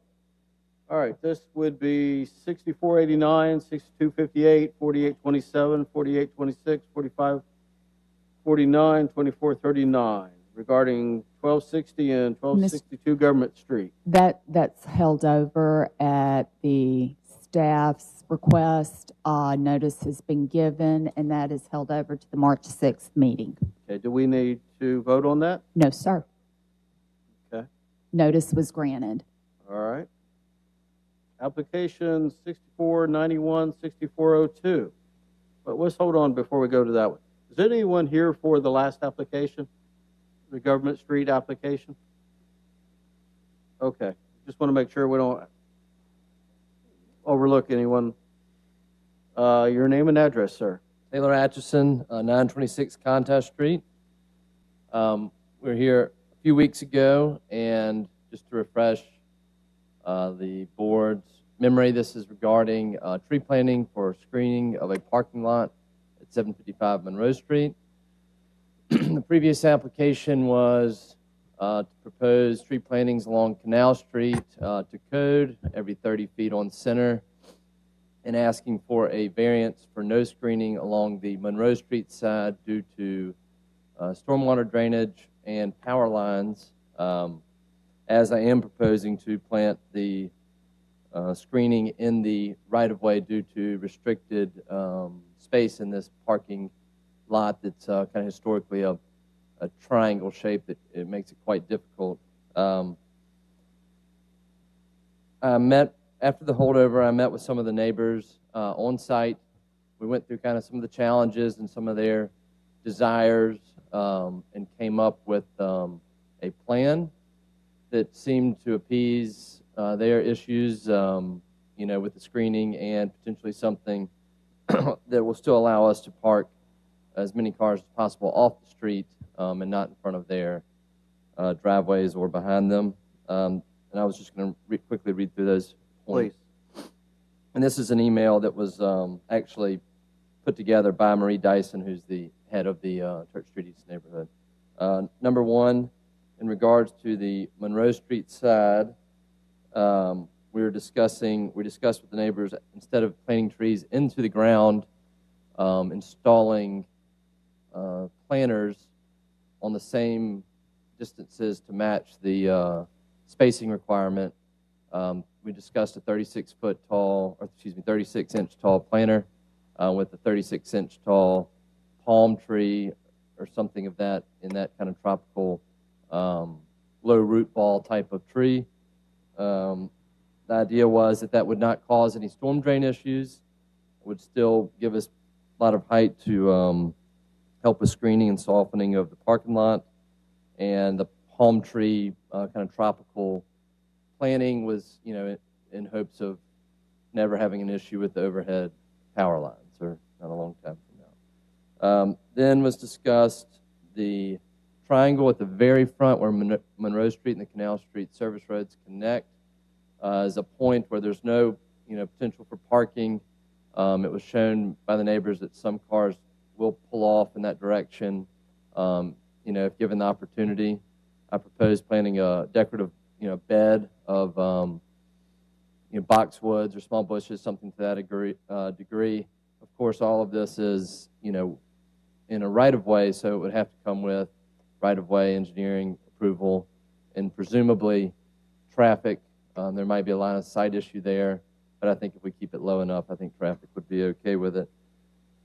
The number 3 item was the 4 trees along Canal, which have already been approved. And then number 4, we own the property across the street that has a off-the-street parking lot with, I would guess, approximately 40 feet that fronts Monroe Street. I offered up that we could add signage to try to push some parking over there and add some screening to that entrance to that parking lot as well. And then while I had the neighbors there, I asked them their opinion on me adding, there's string lights kind of throughout the building area on the other side of the street. I proposed doing some string lights to help with lighting in the parking areas. They seemed agreeable. Again, I think that's something that I'm not sure if the BOA can approve or not. It would maybe need, I'm not sure the process because I would have to put a post in. I do have power, but I could provide string lights over the parking lot and would like to. I think it would help with some of the issues of kind of the dark parking lot. And then I'll let the neighbors get into the other couple issues, or more things they were wanting out of the city in regards to kind of how car operations work in that kind of peculiar area coming off the service road to Canal Street. And but those are items we discussed. Be happy to answer any questions that you may have. Okay. Any questions to the board? Anything staff has to add? I just want to make sure I wrote down all of the agreement correctly. Give me this, Margaret. And that'll work. So you feel that you've adequately addressed the concerns of the adjacent neighbors and Yeah, again, that was property an owners? email developed by the head of the neighborhood association, and I'm willing to do all those items. I think it's very workable, and I was happy that we were able to discuss it and kind of come up with a middle ground that seems to help both sides. Yeah. Usually when we have holdovers for that purpose, that's the intent.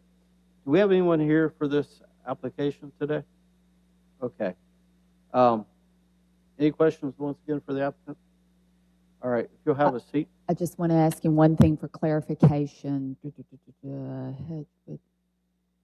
On the signs directing people to off-site parking, are you also planning a hedge along the Monroe Street to create a screen there as well? Okay. Just clarify. Yeah, and I wanted to make sure we discuss this and just to make sure y'all know, and maybe the neighbors and staff, of these are items I'm willing to do. I think there's some other levels of approval that need to be had, between Right away. right away, CRC even, and so I didn't want to proceed with those until we at least knew it was going to be something sufficient to please Okay. this board. All right, well, if you have a seat, So, excuse me. yes. Chairman. So do we have those items in writing? Okay. All right. Yeah. Okay, thank you.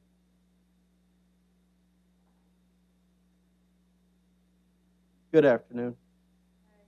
Everybody's been here a long time. That's all right, so have you. And I'm shorter, Your, so I have to. your break it name and down. address, please. My name is Marie Dyson. I live at 203 South Dearborn Street within the Church Street East Historic District.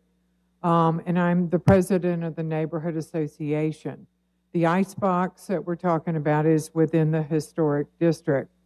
We have some neighbors still here. Some had to get back to work, but I think just a couple of things that in support of what we talked about with Taylor is there are folks here today that live next door, that live behind, that live across the street from the bar. Whatever happens at that bar affects them, whether it's noise, whether it's people, whether it's traffic, whether it's parking, whether it's litter. It affects them. And those are things that are constantly involved in our conversations that we started in the line of communication that we opened with Taylor when he was constructing the business, when he had the location.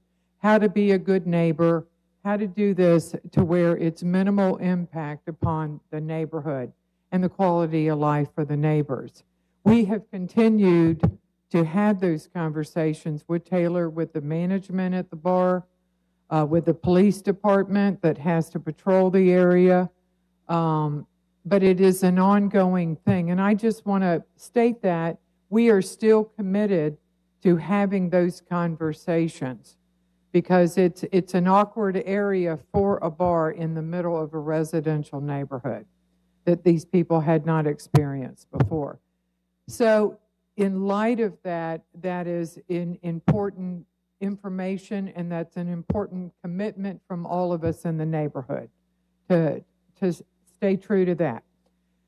Taylor already went over some of the points of agreement that we had from our meeting the other night. The neighbors came out, we jostled around this and that, so on and so forth. So we came up with actually 7 things that we're all in agreement with. 5 of them pertain to the variance request. Taylor's already gone over those. So we're in support of that, and we'll continue working with Taylor on that. The number 6 and number 7, and it's my fault that you didn't get this in advance. We've been hashing this out for days, trying to make sure that we had the right bullets pulled together. So sorry about that, but we can certainly make copies for you. But we are also, and this is very important to what I was just talking about with the climate of the bar in the neighborhood and the traffic coming off a canal. It's just in kind of an awkward place. One of the requests that we have, and we need to be directed in the right place to request and get approval for these things, there are marked parking spots along the Canal Street service road that comes off of Canal Street right into Jefferson, right into the bar area, right into Scott Street, all along there. That is a heavily trafficked area. People coming in off of Canal Street are flying through there. There are stop signs at Jefferson and Monroe. People have to yield there. There is no yielding on the Canal Street service road. There's no yielding coming off of Canal Street. One of the things that we talked about with Taylor the other night, that we would support any request, and please guide us where we need to go, is to getting some kind of stop signs, yield signs, whatever, on that service road right there at those entrance points off of Canal Street to slow that traffic, because somebody's going to get hurt. So that's something that we came up with our discussion the other night. The other one, number 7, is, well, no, I just talked about that. The other one, number 6, is along that same area to slow traffic, to reduce the congestion and make it more manageable, because people are parking everywhere. They're parking in the neighborhood, is to go with what we agreed with Taylor about the screening and the parking across the street, but also go through the marked parking spots along the Canal Street service road and repaint them so that people know where they're supposed to park. I know this sounds probably like a lot of trivial stuff, but it makes a very big difference because it's very crowded and congested over there, and we're trying to be able to manage everything that's happening. So we're in agreement to these things, which is it's a good sign. And we just ask for any support and assistance that you can give us. So we are in favor of the variances as we Mr. Chairman, listed. with all due respect, Sure. I think what the only thing we needed to hear was whether Yeah. you were in support, and I'm glad that you and Taylor are working together, but the other things that you mentioned are not what we're here about today. Yes. Understand. Okay. We just wanted to put that on That's the something record. that we can't address, but you could certainly speak to staff and get traffic engineering, whatever. But the only thing we can be concerned with today, although we appreciate you, are the things of this particular variance application. Yeah, absolutely. Okay. Thank you so much.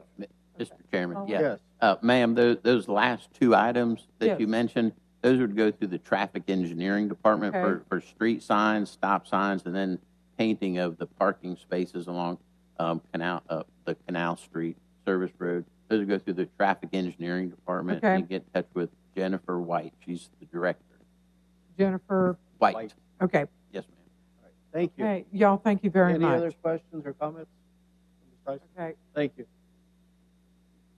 Your name and address? Hello. Yeah, you need it up. Can you hear me? We can hear you good. My name is Colin Carter. I stay at 210 South Scott Street. It is the house at this very corner at the triangle. Okay. I fully agree with everything that we've talked about. It was actually my idea for the planners. But the ongoing situation that I've had, especially this year, has been the noise that comes from Icebox. I've called the police multiple times throughout these past 2 weeks. Last week I didn't call as much because 2 weeks ago I had a talk with Stoney, who is the general manager? Yes, general manager of the Icebox. And we both agreed to talk to each other and get that maintained. Last week it was maintained. And the night before the parade started, I went to talk to him because it was still a little bit above. And I stayed right there so I can hear that night they was playing Prince. All right? And it was already playing music before that, which I could hear.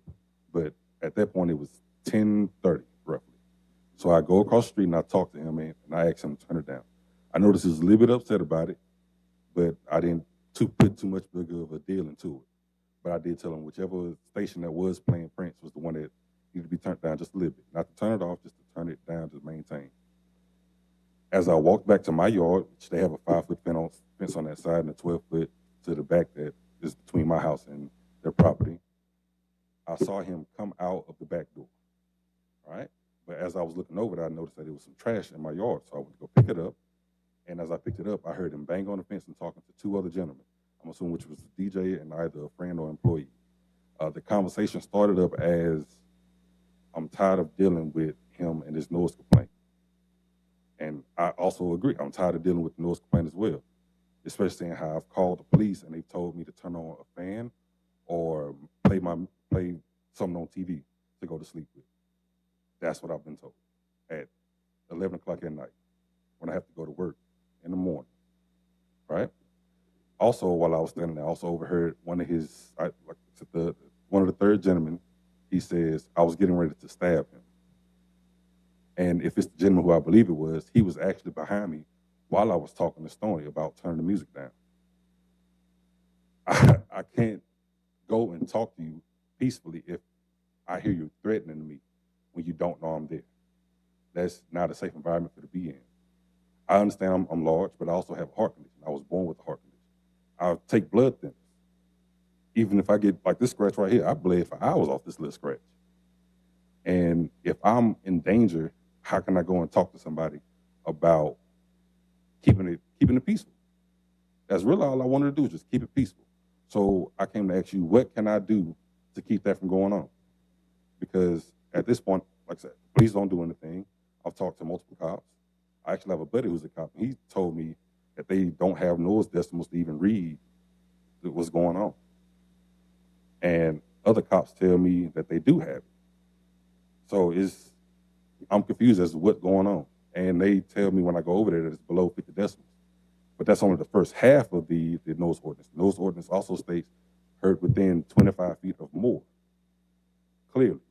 And they also agreed that night, as I heard them on my side of the property, that I heard Prince playing, and that they also had agreed that they did play Prince. And they both, and two of the three gentlemen said the claim is BS. If it's BS, then why am I up at hours between 10:30 and 12 o'clock at night, sometimes 1 o'clock in the morning, they're having the conversations with the police or having to go over there.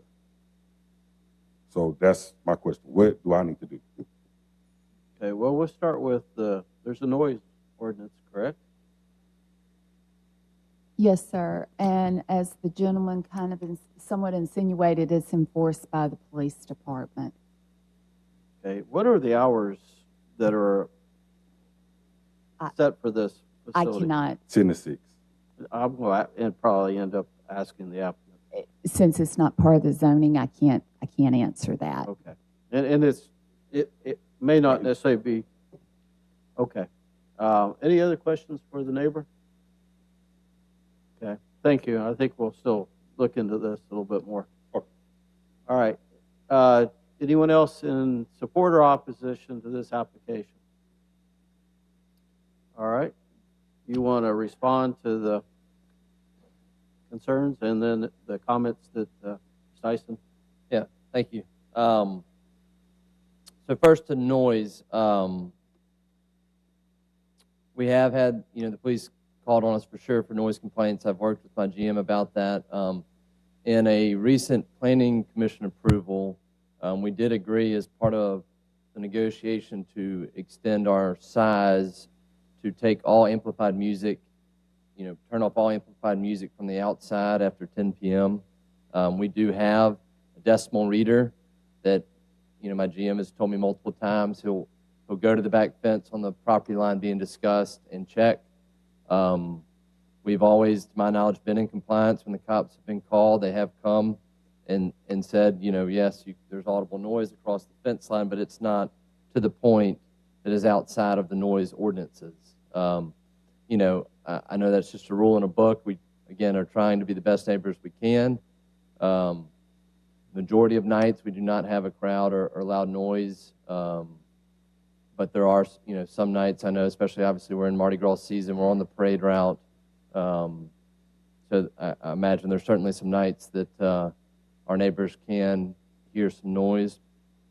Back to that planning commission approval, we also agreed to, actually we had to come before this board as well, to extend our fence height and build a full privacy fence at 10-foot height and planted 3 trees between us and our neighbors on that line to help with the noise, and we'll continue to work that. I'm sure there's some other methods that will continue to work, but as far as I know, we're within the noise ordinance every time the police have been called on us.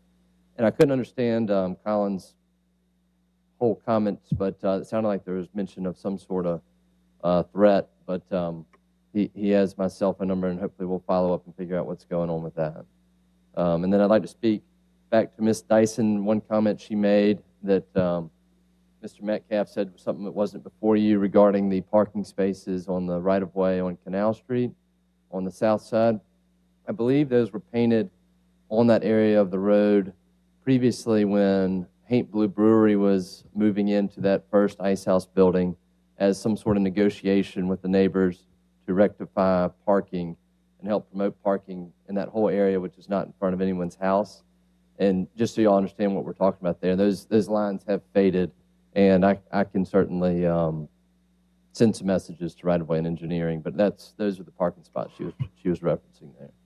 And one more follow-up on the 800 Monroe Street property across the street, where I volunteered to add additional icebox parking and create a buffer. That is certainly something I will do, but it is certainly something that is temporary in nature. That's an undeveloped building that eventually one day will be developed, but until that time, which we have no plans at this moment, we'll provide additional overflow icebox parking. I want to make sure that made its way into the comments. Okay, the parking off-site, do we have to consider that today? The only reason you would consider it is because he's offered it, but it would be obviously with the stipulation that as long as that parking's available. Okay. What's your hours? Back to my question earlier with I think, Collins. yeah, I think most nights we close around 10 to midnight, and then on the weekends it's probably closer to 2. But again, in regards to the amplified music, and I'll check on it, but we're supposed to be removing or turning off any amplified music in the exterior after 10 o'clock. Similar to how Callahan's operates in Oakley, they shut off their kind of loud exterior music at 10. Okay. All right. Any further questions of the board for the applicant? All right. I think that concludes our public hearing on the application. We appreciate your patience, and for those of you that have waited out this unusually long meeting.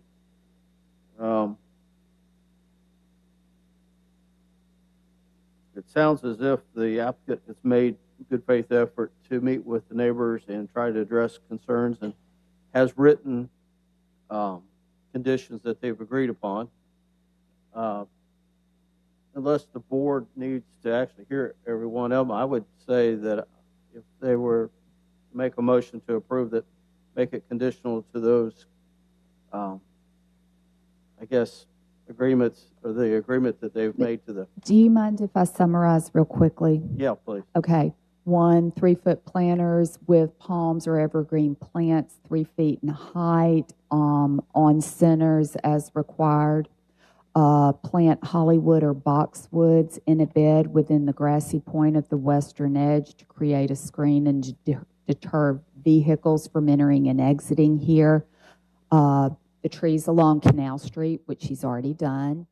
And then 4, utilize the vacant space across Monroe Street to create additional parking as long as available, with a hedge planted along and signage directing people to off-street parking. And if approved, installation of stream lights above the parking lot to increase security and visibility. Okay, any questions regarding those commitments? Okay. I would say that, and it sounds like you're in agreement that you're going to improve the fence along the adjacent property owner. Mr. Chairman, that was a condition of the Planning Commission's approval granting him an occupancy over 100. Okay. Well, I'm adding to that, though, that you were talking about maybe some landscaping to complement that, to add to the barrier. I think what I was saying is we're certainly willing to and looking into any additional ways to help with that sound buffering between, the trees obviously during the winter that were planted there are not obvious, but they're not evergreen. They have no leaves on them at the moment. Well, there may be other landscaping options. There may be, yeah, absolutely. So okay. I will look into it, but I don't know what that solution is. Well, I'm making this as a suggestion to the board. Thank you. To consider that, to mitigate some of the sound that may migrate. All right. Any other questions of the board? Comments? Once again, if the board should choose to approve this variance with conditions that have been offered by the applicant, I would suggest that they include some kind of green buffer along that I guess it's Scott Street property.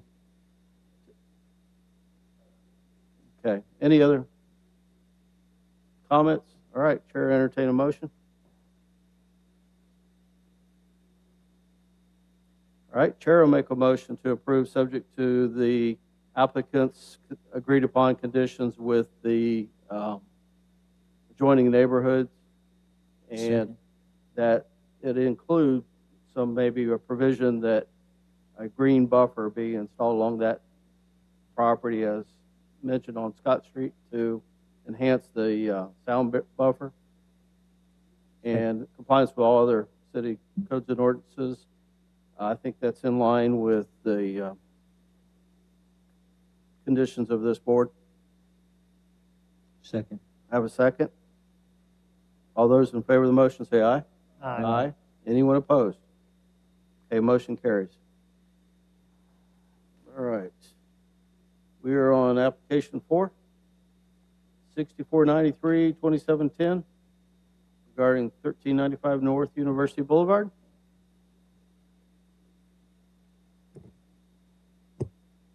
Can you hear me? Yes, ma'am. My name is Robin Smith, and I'm with Branded Image Group. My address is 227 East Powell Road. I'm sorry, East Emory Road in Powell, Tennessee, 37849. And we're here today to ask for the variances for the Circle K rebranding. We're going back with like for like. What's there, there's shell emblems there. We're putting Circle K emblems. We've taken the whole word Circle K off the canopies. So the variance was for the digital pricers and for considered the third wall sign because that area only allows for 2. Yeah. Sorry. Sorry. We're asking for the variance for the digital pricers. Currently, there. We're just refacing them. And then we're also asking for, the variance was, I believe, a third wall sign. That area only allows for 2. But we're going back with like for like as far as the MIDs go. And on the canopy, generally it's normally Circle K written all the way out. However, the board does not want the word circle, so it's just the K emblem going on the canopy. Okay, any questions for the applicant? So we're putting back 1 for 1. That's right. So if there's 3 on there now, you're putting 3 on. Exactly. Same Yes, size, sir. Yes, sir. dimension. Yes, sir. The price, digital pricer pricers. will be more or less static. Yeah, basically those actually stay the same. The only thing changing on them is the faces, the outside faces. So, All right. Do we have any public comments regarding this application?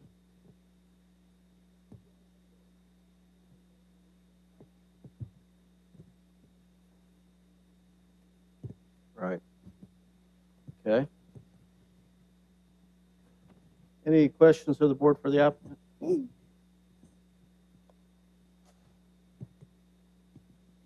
Okay. Thank you. Is there anyone in the audience either in support or opposition to this application today? Okay, we have none.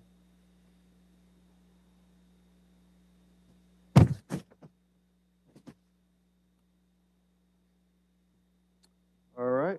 I would say that concludes our public hearing for this application. Staff's recommended for approval for the digital sign and a total of 3 wall signs with the standard requirements for permits and electrical and full compliance, with other municipal codes and ordinances. Chair, entertain a motion. Motion that we approve with the conditions. Okay, a motion to approve with those conditions. Do I have a second? Second. Have a second. Any further discussion? All those in favor of the motion say aye. Aye. Anyone opposed? Motion carries. All right. Let's see here. Application 6, 6495. Mr. Wallace?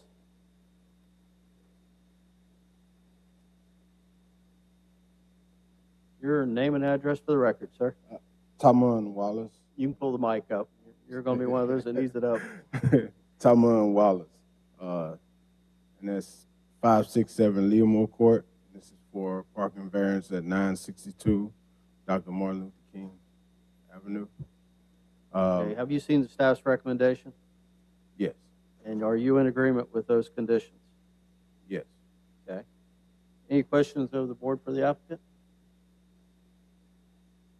All right. Are you in favor or support? I mean, opposition? Okay. That makes it easy. All right. Once again, any questions of the board for the applicant? All right. Thank you. That will conclude our public hearing on this application. Staff recommends approval. The applicant's in agreement with the conditions as stated. Chair, entertain a motion. Have a motion to approve. Second. Have a second. Any further discussion? All those in favor of the motion say aye. Aye. Anyone opposed? Motion carries. Thank you. All right. Thank you for your patience. All right. Do we have any other business today? What is number one? That is the parking ratio variance. It was held over from, I believe, November. And if you recall, the problem is They were wanting to use right away. they're wanting to use other properties, and they were not able to gain consent. And the reason they need it, the use is allowed in the classification, but the lounge has an increased parking ratio requirement, and they have not been able, at least based on their lack of documentation, they have not been able to Sound like they secure. had competing interests. It could be. Yeah. What'd you say, Bill? They had competing interests. They opened, initially it was a male service Barbershop, salon, and then yeah. they added Yeah. the bar feature, and that Yes. changed the makeup of the clientele. Yes. So, well, Yeah, and I think it's one of those things, Bill, that it's kind of gray. Is it a lounge, or is it just I will say an this. ancillary part of their business? When they submitted for their liquor application, that was one of the questions staff asked, because if it was just, quite frankly, ladies go get their nails done, have a glass of Chardonnay, and stumble out. But, it's not open. Below .08, yeah. But it's not open to others, This was going to be open to anyone in addition to those receiving services. Okay. Ms. Pappas, Mr. Chairman, I think Yes. what I would recommend is maybe we hold it over for 30 days and let Adam go and do like a research, get his nails Get my nails done? And then we want video proof so we can see Sharon actually says how I it need a works. pedicure. But you cannot go across the parking lot to to the the diamond? west, okay? Yeah, okay. I saw your car there over the weekend. Boy, All are right, we so, off the rails. Point of order. All right, back to so has the applicant made any? The Or- applicant has not provided any additional documentation. If the board would like to work with them and give a holdover for a month, and we'll reach out, phone, email, mail, and say, you're back on the agenda. We need additional information, and please attend the March 6th meeting. But to clarify, they didn't show up today. Right. That is correct. Okay. And they may have and give up on us too. Well, there was another reason last time, or the time before. Yes. Somebody was in an she- accident. yes. I know. But they're not here today. That is correct. Okay. All right. So how would the board like to proceed with this? Do they want to hold it over, or do they want to go ahead and call for a motion? Mr. Chairman, I say it doesn't hurt us a bit to hold it over, and if they don't show up or do anything, then we can take another route, but I don't think it hurts us any to help the folks out and give them an opportunity. I move to hold it over for 30 days. I have a motion to hold it over a second. Further discussion? All those in favor of the motion say aye. Aye. Aye. Anyone opposed? All right. Do we have any other business today? Mr. Anderson's out of here before we. Election of officers. You know what? This is getting real easy for me to bow out after today. We're not going to let you. All right. All right. Well, let's go for vice president or vice chair. Entertain a motion for vice chair. Have a motion for Mr. Davis. Do I have a second? Second. Second. All those in favor of the motion say aye. Aye. Aye. Okay. For chair. You. Okay, I have a motion for chair. Do I Second have and a third. All those in favor say aye. Aye. And I'll abstain. Congratulations, Mr. Guest. Yeah, congratulations. Good job. And I will say this will probably be my last year. Yeah. This is what, 18 years? Yeah. So, all right. Yeah. All right.